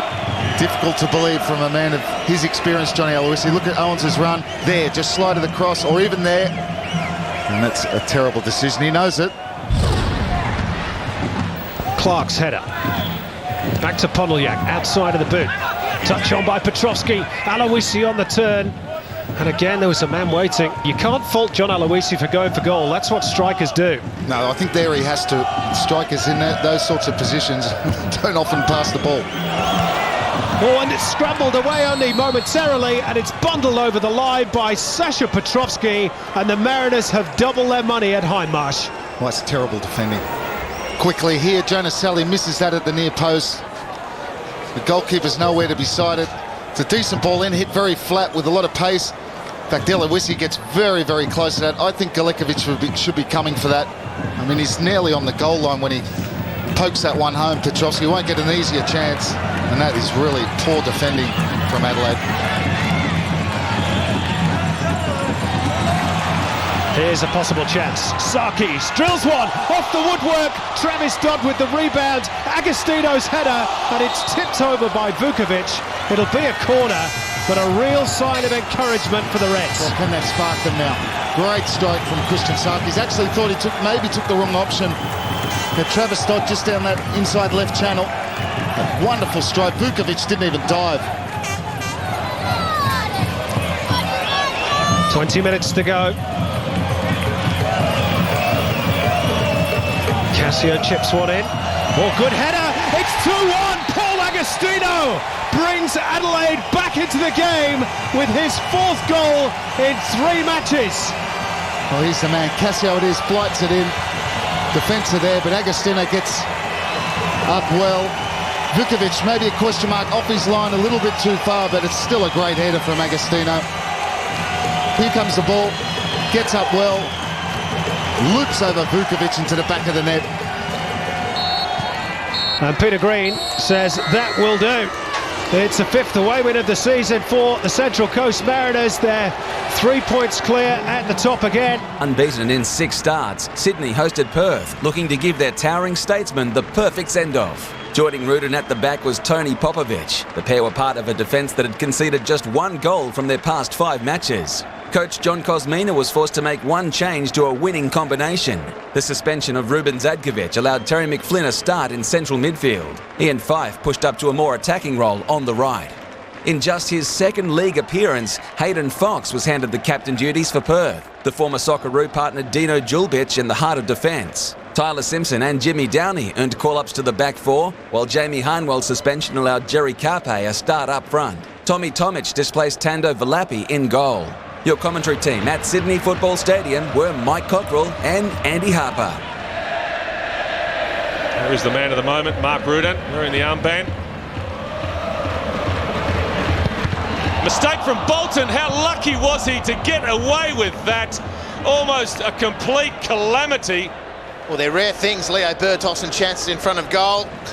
Had not a lot of idea about it. However, you have to pay credit to the Perth flyer. Well, that surely was a handball by Coyne. Referee allows play to continue. Drilic just getting used to the pace of the game on that left-hand side of midfield. Coyne shot. A snapshot it was, and it, for a moment or two, was causing some heart palpitations for Clint Bolton in that Sydney goal. David Mitchell has obviously targeted, if not the direct personnel of Tony Popovic, certainly the space around him, and Perth's best moments have been attacking that inside right channel for Perth, the left side defence for Sydney. Mistake from Milligan. Selesky. Danger here for Sydney. And Billy Selesky puts the ball in the net, and the Glory take the lead. Mark Milligan gave the ball up pointlessly in midfield. From that point on, Selesky did brilliantly to cut the Olyroos skipper out of the equation, and the finish off the hand of Clint Bolton was good enough to go into the back of the net. And here they are again. And it's another mistake, this time McFlynn. Selesky! Billy Selesky again!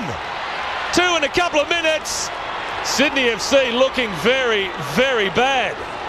Terry McFlynn this time. Sydney out on their feet, looking around for answers. Well, the answer is don't give the ball away. And Billy Selesky, twice in a minute, has pilfered in midfield and punished the home team. Well, this game has been turned upside down in the space of a couple of minutes. And Mark Rudin at the moment, his farewell appearance not going according to plan. Here's Coyne. And Rizzo is onside, keeps the ball in play. Rizzo attacks the space, squares it up, 3-0 Perth Glory. Leo Bertos finally gets his first goal in the Hyundai A-League and is at the final nail in the coffin for Sydney FC. This is just shocking defending from Sydney FC. Rizzo rounds the ball up, gets a telling cross in, and there's 3 white shirts who just let Leo Bertos ghost in and shin the ball to the back of the net. Leo Bertos, his first goal in the A-League. Perth looking great value at 3-0, and Sydney shot to pieces. 32 games into his A-League career, Leo Bertos finally gets a goal. He's not going to get too many easier chances. Corica! Well, a lifeline maybe. What a splendid strike from Steve Corica. Well, the St John's ambulance has just been pitch-side with the defibrillators, and it's Steve Corica. What an exquisite volley. It's come from nowhere. Perth defending high up the pitch again. Sydney looking the direct route. Bridges knocking the head up anywhere, hopefully. And Corica, one of the players of the A-League, with an exquisite piece of technique to lob Tommy Tomic. And Sydney aren't quite flatlining yet. We might have written them off a bit too early, Sydney. Corica, inspirational. Good work here from Downey.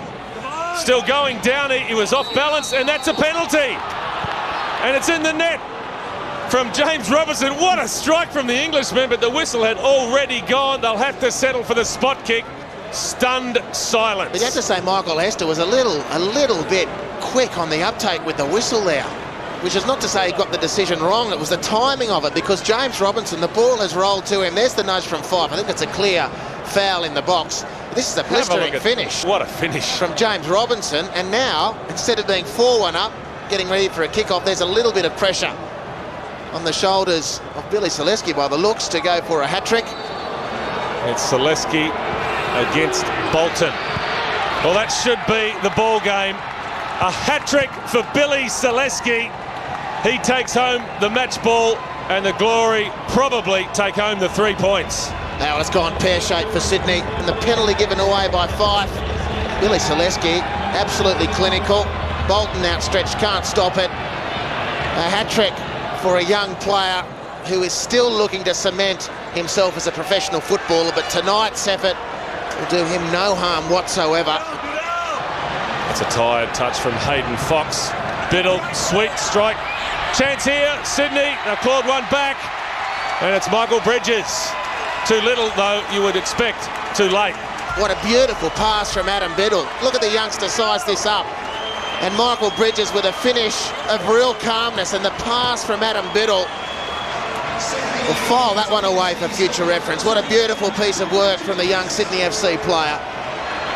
What a scoreline.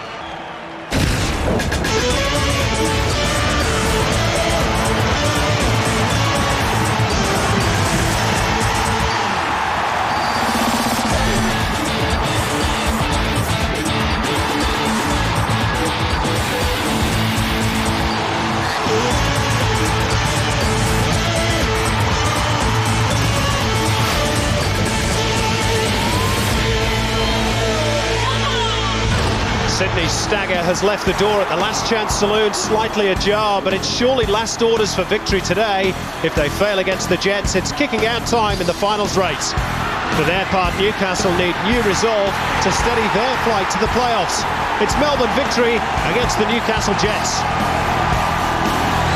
Yes, 3 massive points on offer for 2 out-of-form teams. Only one will feel victorious tonight, even if it ends in a draw. The Jets are stumbling towards the 4, but victory keep falling over. And of all teams to give them a helping hand, it was Sydney last night. Will they grasp the favour given to them by their bitterest rivals?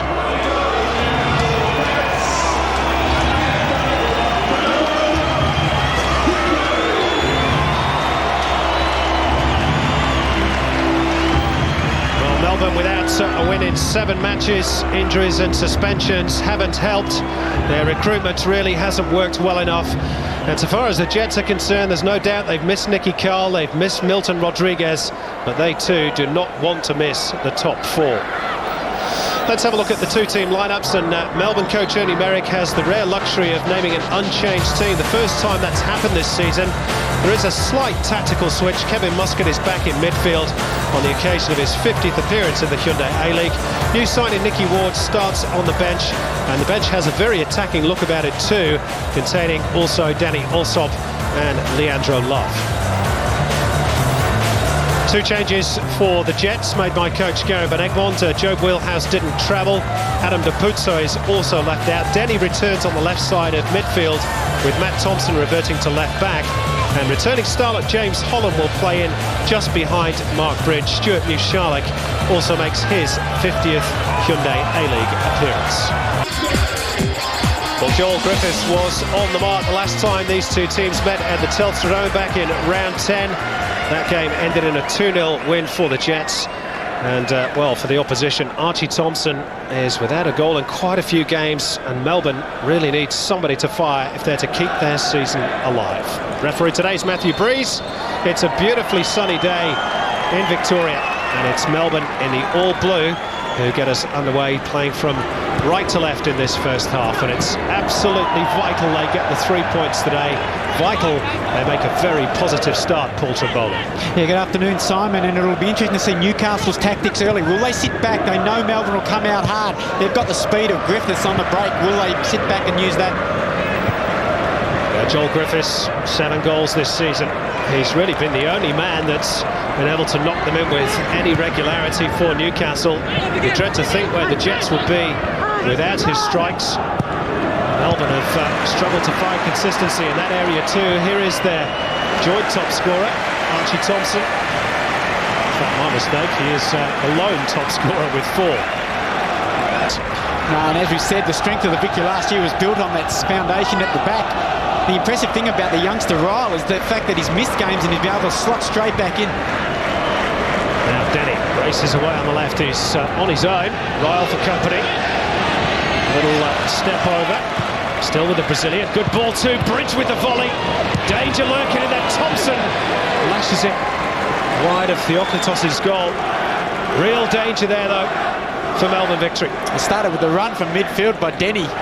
Gave them that option. Beat Ryle with speed. Then the volley from Bridge, it looked like it was on target. Blocked away. We see here Denny did well. He spotted, got his head up. The little chip back into Bridge. But it was good defending by Rodrigo Vargas. At least the award of a push by Matthew Breeze. Thought he was fouled there by Muscat. And here's Denny again. He's had a very bright start. Denny drives one in. And Michael Theoklitos is having very stern words with his defence. Again, it was Denny, so positive from midfield. He showed some speed there, took Vasilevsky on, beat him for pace, cut inside, only had eyes for the goal. Had a couple of options, a few disappointed strikers in the box, but wonderful positive play from midfield from Denny.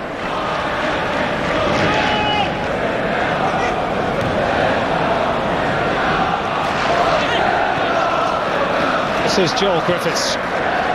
And again, he tries to pick out Denny. It's a foot race between he and Theoklitos. The goalkeeper gets there first initially. Matt Thompson with all the goal to aim at. And the Jets will have a corner. Frustration for Gary Van Egmond. Another wonderful opening. Gary Van Egmond there discussing the point with the coaching staff. Denny again showed incredible speed. It looked as though Theoklitos had that well covered. Denny got there ahead of him. Vasilevsky and Ryle having their wires crossed. Blocks and finds Caceres. Awkward ball, and it's in off Carlos Hernandez.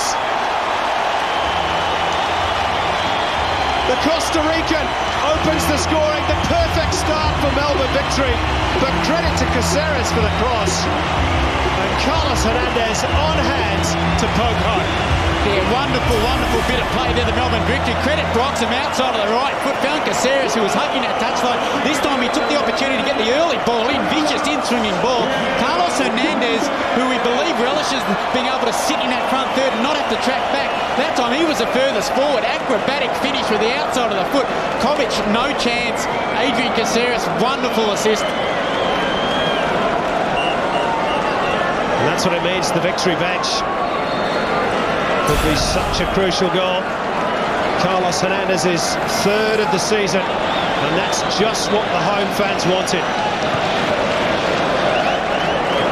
There'll be question marks asked, no doubt, in the Jets' defence, but Melbourne won't care. Listen to the noise now around the dome. Jets don't really clear their lines with any great conviction. Vasilevsky whips one in. Thompson throws himself at the ball. It comes out to Caceres, who has time to pick out Hernandez and put too much on it. Well, good action at both ends of the park. It's a very open field to this game. You'd almost think you're in the second half. The midfield space, unusual for this early in the game. We saw Archie Thompson a couple of times overdoing it on the edge of the box when perhaps the early cross. We saw the effectiveness of Caceres with that early ball in that led to the opening goal. And he's in space here again, Adrian Caceres. Unfortunately, the ball had gone out of play. We see here, it was a beautiful whipped-in ball, Vasilevsky. Archie Thompson straining every sinew trying to get on the end of it. The diving header would have been a lovely goal if he could have made contact. There's Vasilevsky, he's been a revelation on that right-hand side. Vasilevsky in behind, side netting. Another wonderful foray forward from Daniel Vasilevsky, probably best on ground last week for the Melbourne Victory. This time, the interchange beautifully done with Archie Thompson. Perhaps just choosing the wrong option, tried to beat Kovic at the near post. Didn't get any power into the shot.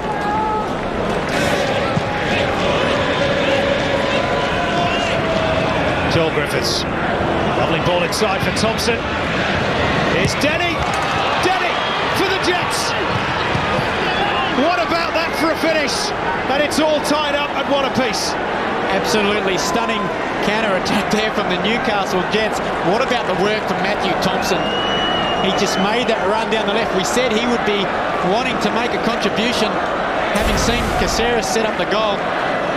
But we see it here, the ball from midfield, played into him, beautiful run in behind, kept his head, the little dink to the far post, and the punch volley with the inside of the foot from Denny was arrowed into the back of the net, never in doubt. Wonderful bit of play from Newcastle, just as we've seen that they hadn't really made an impact in the last 10 minutes or so in an attacking sense. But that's absolutely brilliant, the dinked cross, and Denny, such a positive finish. As Theoklitos went to ground, he will probably be disappointed he didn't stay up longer. It's a quality finish, though, from the little Brazilian, who scores his first goal in Australia, and it's brought the Jets level just at the right time, so far as Gary Van Egmont's concerned.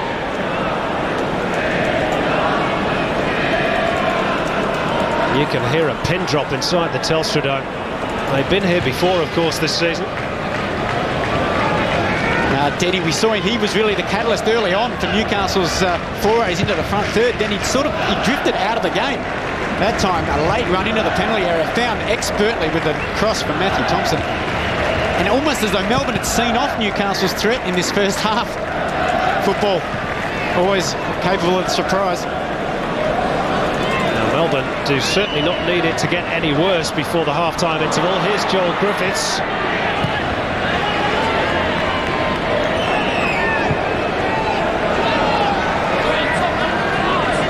Just the old nerves starting to resurface again, perhaps, for Melbourne, and they've given up cheap possession to Joel Griffiths.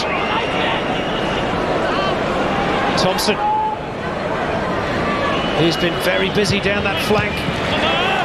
This time can only pick out Theoklitos. Hernandez couldn't get there though. Tarek Elrich delivers it back into the danger zone. Melbourne are really rocking here. Here's Denny.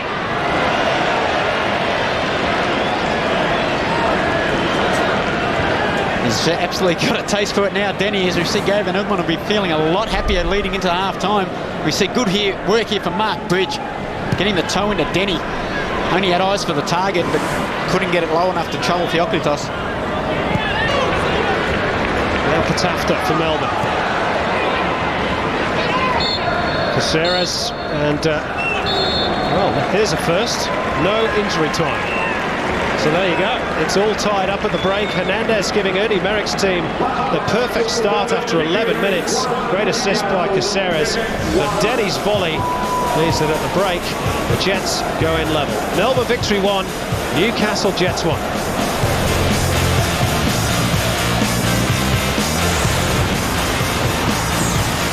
Well, he had to make a decision, didn't he, Ernie Merrick? He needs 3 points and he had to put an attacking player on. Not sure whether Patafta was the right one to come off. Perhaps could have sacrificed one of the more defensive players. Muscat and Broxham doing a similar job in midfield. But perhaps he needs one goal. Perhaps he doesn't want to go too offensive too early. He also has Danny Allsop on the bench. And indeed, Leandro Love.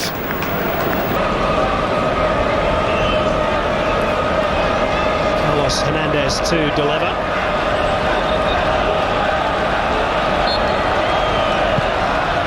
Ball towards the back post, and there are half-hearted appeals for a penalty kick, but they will get a corner, Melbourne. Skimmed off the top of Adam Griffith's head. Yeah, it was the ball curving in, a couple of step run up from Hernandez. It went deep to the far post. I think it was Muscat and Vargas actually brought each other down. They did. And then looked at the referee, especially Muscat. He was complaining long and hard. I don't think he actually realised that it was Vargas that he came into contact with. Well, teared up for Tarek Elrich. Here's Denny. Good challenge from Broxham. Adam Griffiths. Now Matt Thompson. Round one challenge. Melbourne just can't get it away at the moment. And now they've coughed up the free kick.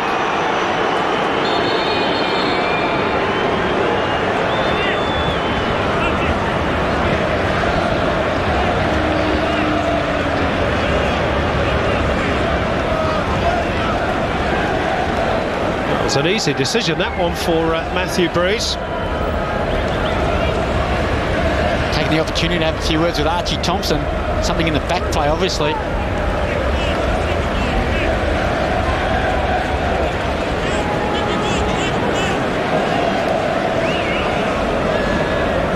Joel Griffiths has scored one free kick from outside the box this season.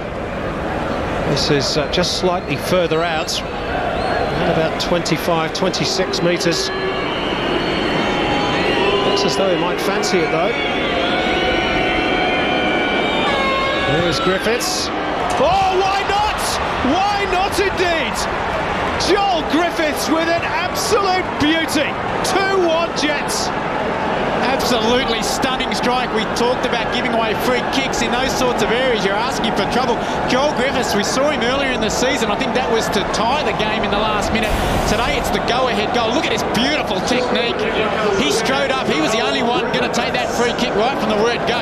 And he's bent that round and over the wall, inches inside the far post. It's an exquisite free kick from Joel Griffiths. His 8th of the campaign. He draws level with Shane Smeltz in the race for the Golden Boot. And the Jets fans are in celebratory mode. And he just refuses not to have an impact this season, Joel Griffiths. Well, it really is all on the line now for Melbourne. They've got to come out fighting. They've got to attack. They've got to go for it. It won't be long, I'd imagine, before we see Danny Allsop enter the field. But at the moment, it's at the other end. They've been stung twice, just before half-time and just after. But it's hard to legislate against that sort of class. Joel Griffiths. And he just wanted that free kick, didn't he? The moment, there was a bit of a delay, but he stood over and said, this is mine. It's his 7th goal in 10 games. He's had a terrific season. That was a terrific goal. We're going to call you Mystic Trimmers, Paul, because Danny Allsop's coming in on in a moment. First of all, let's look at the goal again. Absolutely wonderful technique. The curving ball round and over the wall. Theophilus at full stretch, he gave it everything, but he didn't get anywhere near it. That's the one they practice. They stay behind after training. Look at the smile on Joel Griffiths. He wanted that one. Well, AJ Caceres is making way for Danny Allsop. I don't like to say a last throw of the dice because I've only played 10 minutes of the second half, but it's certainly verging on that for Andy Merrick.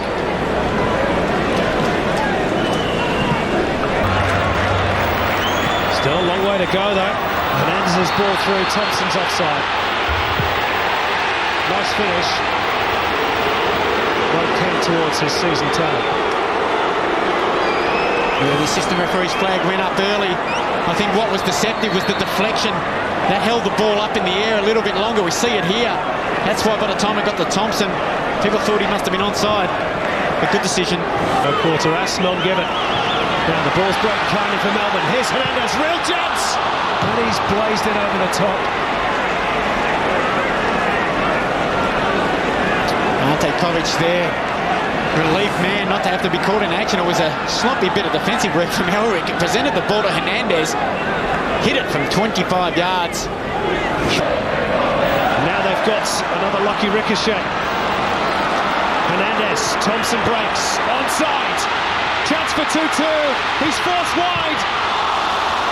So close, Archie Thompson. He did everything right, everything he could do. Yeah, it was a wonderful little ball, slipped in from Hernandez. Thought he may have been offside, timed his run beautifully, went round Covich. But credit Jade North, I think, on the line. He read it early. He knew he had to get back and block that angle. It was very tight for Thompson. Did everything right. Good hassling in midfield. I think it was Muscat and Hernandez combined to force the turnover from Michialik.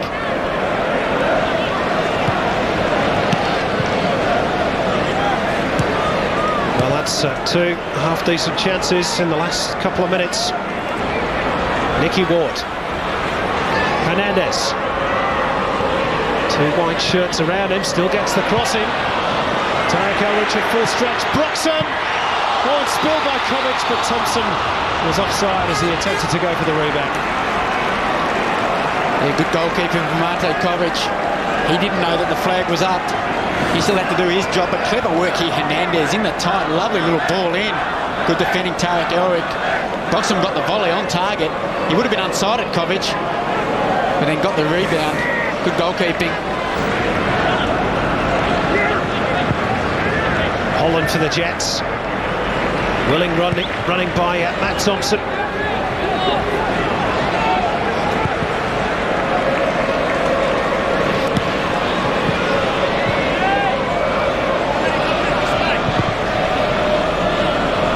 Allsop's lost out.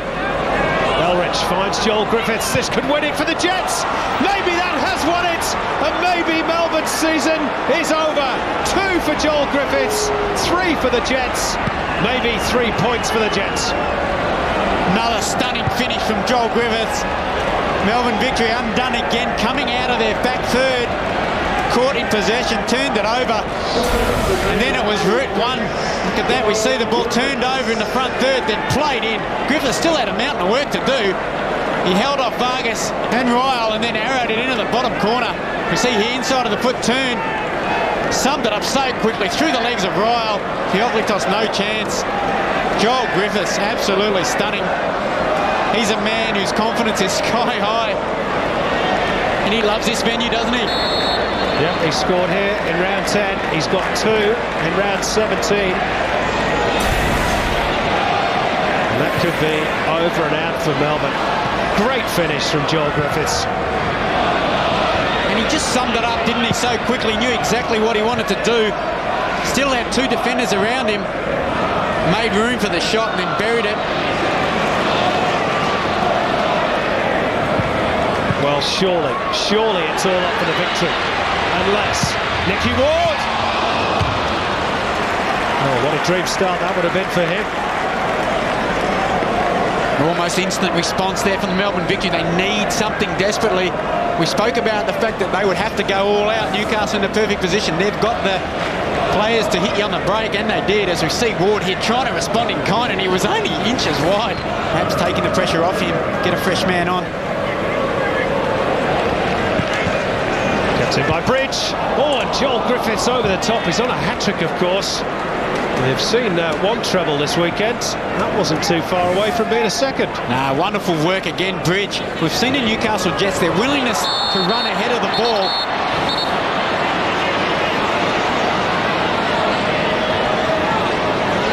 That time nearly resulting in a third for Joel Griffiths. As we see here, a bit of argy-bargy, nothing too sinister.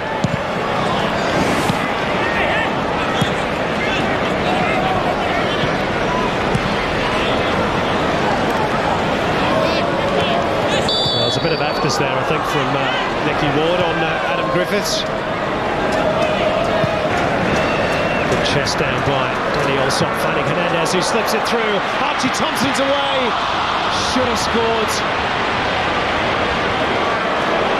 Definitely should have scored. Nothing's going right for Ernie Merrick or Melbourne. It was a great move. And now at the other end. Here's James Holland. This could finish it off. Oh, and it's a very tame finish. Almost similar to Archie Thompson's. Carlos Hernandez, wonderful little ball inside the defence. Thompson's run was timed to perfection.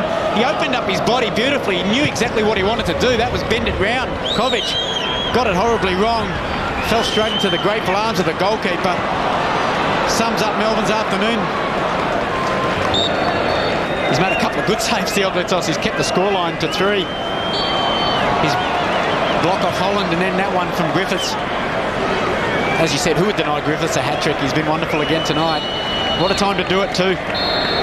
Talking of time is up for Melbourne victory surely this season. The smiles belong to Gary Van Egmond, to Newcastle and their supporters. A terrific victory for them. They were well worth it too. Melbourne took the lead, but the Jets fought back superbly. They love playing here. Their 3rd straight win at the Dome. The Jets rocket past Adelaide into 3rd and surely end Melbourne's hopes of retaining their title into the bargain. Full-time score, Melbourne victory 1, Newcastle Jets 3.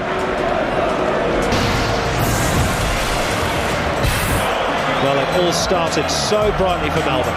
Seems an age ago, doesn't it? A wonderful ball from Adrian Caceres. Turned in by Hernandez, but then Denny with a thumping inside of the foot volley equalised. And from then on, it was pretty much one-way traffic. Joel Griffiths, exquisite free kick. And then the through ball. Still a lot of work to do, Joel Griffiths, but he summed it up. And then confidence and luck going his way through the legs of young Sebastian Ryle. Pass a flat-footed Michael Theoklitos as the Newcastle fans celebrate. And why not? They were good value. Let's hear from one of the Newcastle heroes. He's speaking now with Michael Zappone. Joel, a wonderful performance by your team and you personally today. Yeah, it was a good performance. You know, we started off pretty slow. Sort of like that yellow card sort of like woke me up a little bit and started to play, but good effort from the boys. And a couple of spectacular goals on your behalf. You seem to like playing down here in Melbourne. Yeah, I like this pitch at the moment. Seem like wherever I hit them, they just go in. So, I'm not sure if we play Melbourne again, but I hope so. You don't, but you might want to schedule some finals here. And Matt Thompson also had an outstanding game, covering plenty of territory up and down the flank. Yeah, definitely. He's, to his credit, he hasn't been playing the best lately, and he's been training really hard during the week, and that game today just put the icing on the cake. Good luck for the rest of the season. Thank you very much. Yeah, it's going to be a very happy Christmas for the Jets. Not much festive cheer for Melbourne. But they were fully deserving winners, Newcastle. And this is what it means to the Hyundai A-League ladder. Newcastle leapfrogging Adelaide into 3rd spot with just 4 games to go. Sydney and the Central Coast, of course, have a game in hand. Melbourne now down to 7th, which, of course, is where they finished in season 1 of the A-League. Yeah, complete reversal of fortune. Everyone talks about making the top 4 for the Melbourne Victory as the aim. At the moment, it's to stay off the bottom of the table. Perth Glory with a win last night. They'll be full of confidence. They'll be eyeing that 7th spot too. As we see Joel Griffiths, what a stunning contribution to this game. Let's give you some more of the full-time stats. The Jets 57% as opposed to Melbourne's 43. The time in opposition half was pretty evenly split as it was at the break. 7 corners just shaded by Melbourne, 6 offsides, 30 fouls in the game. Was niggly at times, but never overly so. And 4 yellow cards, 3 of them costly because they will keep the likes of Joel Griffiths, Andy Durante and Carlos Hernandez out of their next club fixtures. The attack stats: Jets 18 shots in a reasonably open game, Melbourne 11. 42 times the ball I should say, was inside either team's penalty area. 9 shots on target for the Jets, just 4 for the home team, and 7 saves made by Messrs Theoklitos and Kovic.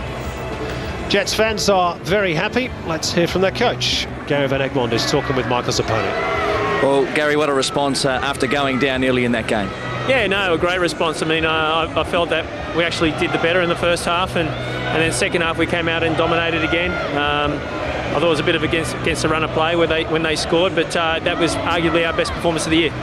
And as I said earlier, you've been scratching around for form, but today, as you said, the best performance of the year gives you a great springboard now leading into the finals. Yeah, certainly, and it's amazing. You know, we add one more player to the mix, and it just seems to fall into place. And the young boy Holland was exceptional again today, and one really for the future. And some great support as well from the travelling fans. Yes, it's you know, our fans have been magnificent at home and away, and the contingency that's come here again, it's great, and the boys really get a buzz out of the fact there's so many Novocastrians travel. And what is it about the Telstra Dome? I'm not too sure, actually. I didn't want to mention to the boys that we hadn't won with the roof being open, but so we left that. But I don't know. I'm not too sure. Sometimes you just have matchups with teams which you seem to do better with, and obviously this is a team that we tend to do better with. Good luck for the run home. Yeah, thanks very much. Gary Van Egmond speaking with Michael Zappone, and they've got a decent run home now, Paul Trimboli. 3 home games out of the last 4, Wellington, Adelaide and Perth at home, and just that short trip down the road to the Mariners. They're going to be a very, very happy camp tonight, and that Christmas turkey is going to taste very, very nice, I'd imagine, for Gary Van Egmond. They're sitting in a very comfortable position. Let's remind you of what football is still to come as Casper Tafta signs 1 or 2 autographs for the fans. Next weekend we play catch-up with that rearranged fixture between the Central Coast Mariners and Sydney FC. Our coverage on Fox Sports 1 starts at 7 o'clock Eastern from the Blue Tongue Stadium in Gosford. If the Mariners win that one, well, you'd have to say they're odds on for the Premier's plate. As far as Melbourne are concerned, the holders of that trophy, well, that should probably be in the post on Monday. And as for the old golden toilet seat, it's probably had its last polish in the Melbourne Trophy Room. Hope you enjoyed the action from Telstra Dome. From me, Simon Hill, from Paul Trimboli, from all the team, it's goodbye for now.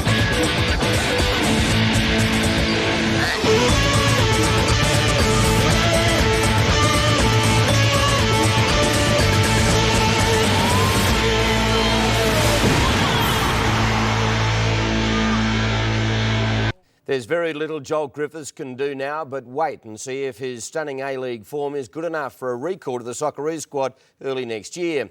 Starring again for the Newcastle Jets overnight, Griffiths scored a double in a 3-1 demolition of Premiers Melbourne.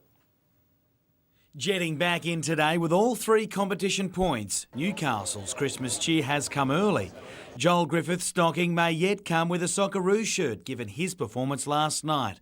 A stunning free kick in the second half, giving his team the lead. Joel Griffiths with an absolute beauty. And with the new Australian coach watching on, Griffiths backed that up with a second to top the A-League scorer sheet and surely the Socceroos selection list. Everything I touch seems like it just goes in, so I'm pretty happy with where I'm at. It continues a wonderful year for Griffiths, which culminates on Friday with his wedding. But proving he won't change, the mercurial striker drew a 4th booking against Melbourne in a moment of frustration and will incur a 1-game suspension. It's just me, isn't it? In a nutshell, I can't do anything about it. I can't take that out of my game. I don't care what anyone says. Andrew Durante is another who'll miss the next match against Wellington. However, import Danny is sure to retain his spot after scoring his first goal since arriving at Newcastle. The Jets in 3rd place on the ladder, and with 3 of their last 4 games at home, top 2 aspirations are back in the frame.